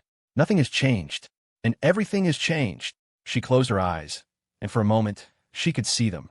A 5-year-old Jason and a 7-year-old Vivien, sitting on the steps, gazing up at the stars, dreaming of the future. He was so small back then, barely up to the director's knee, but he followed her everywhere, calling her his pretty wife.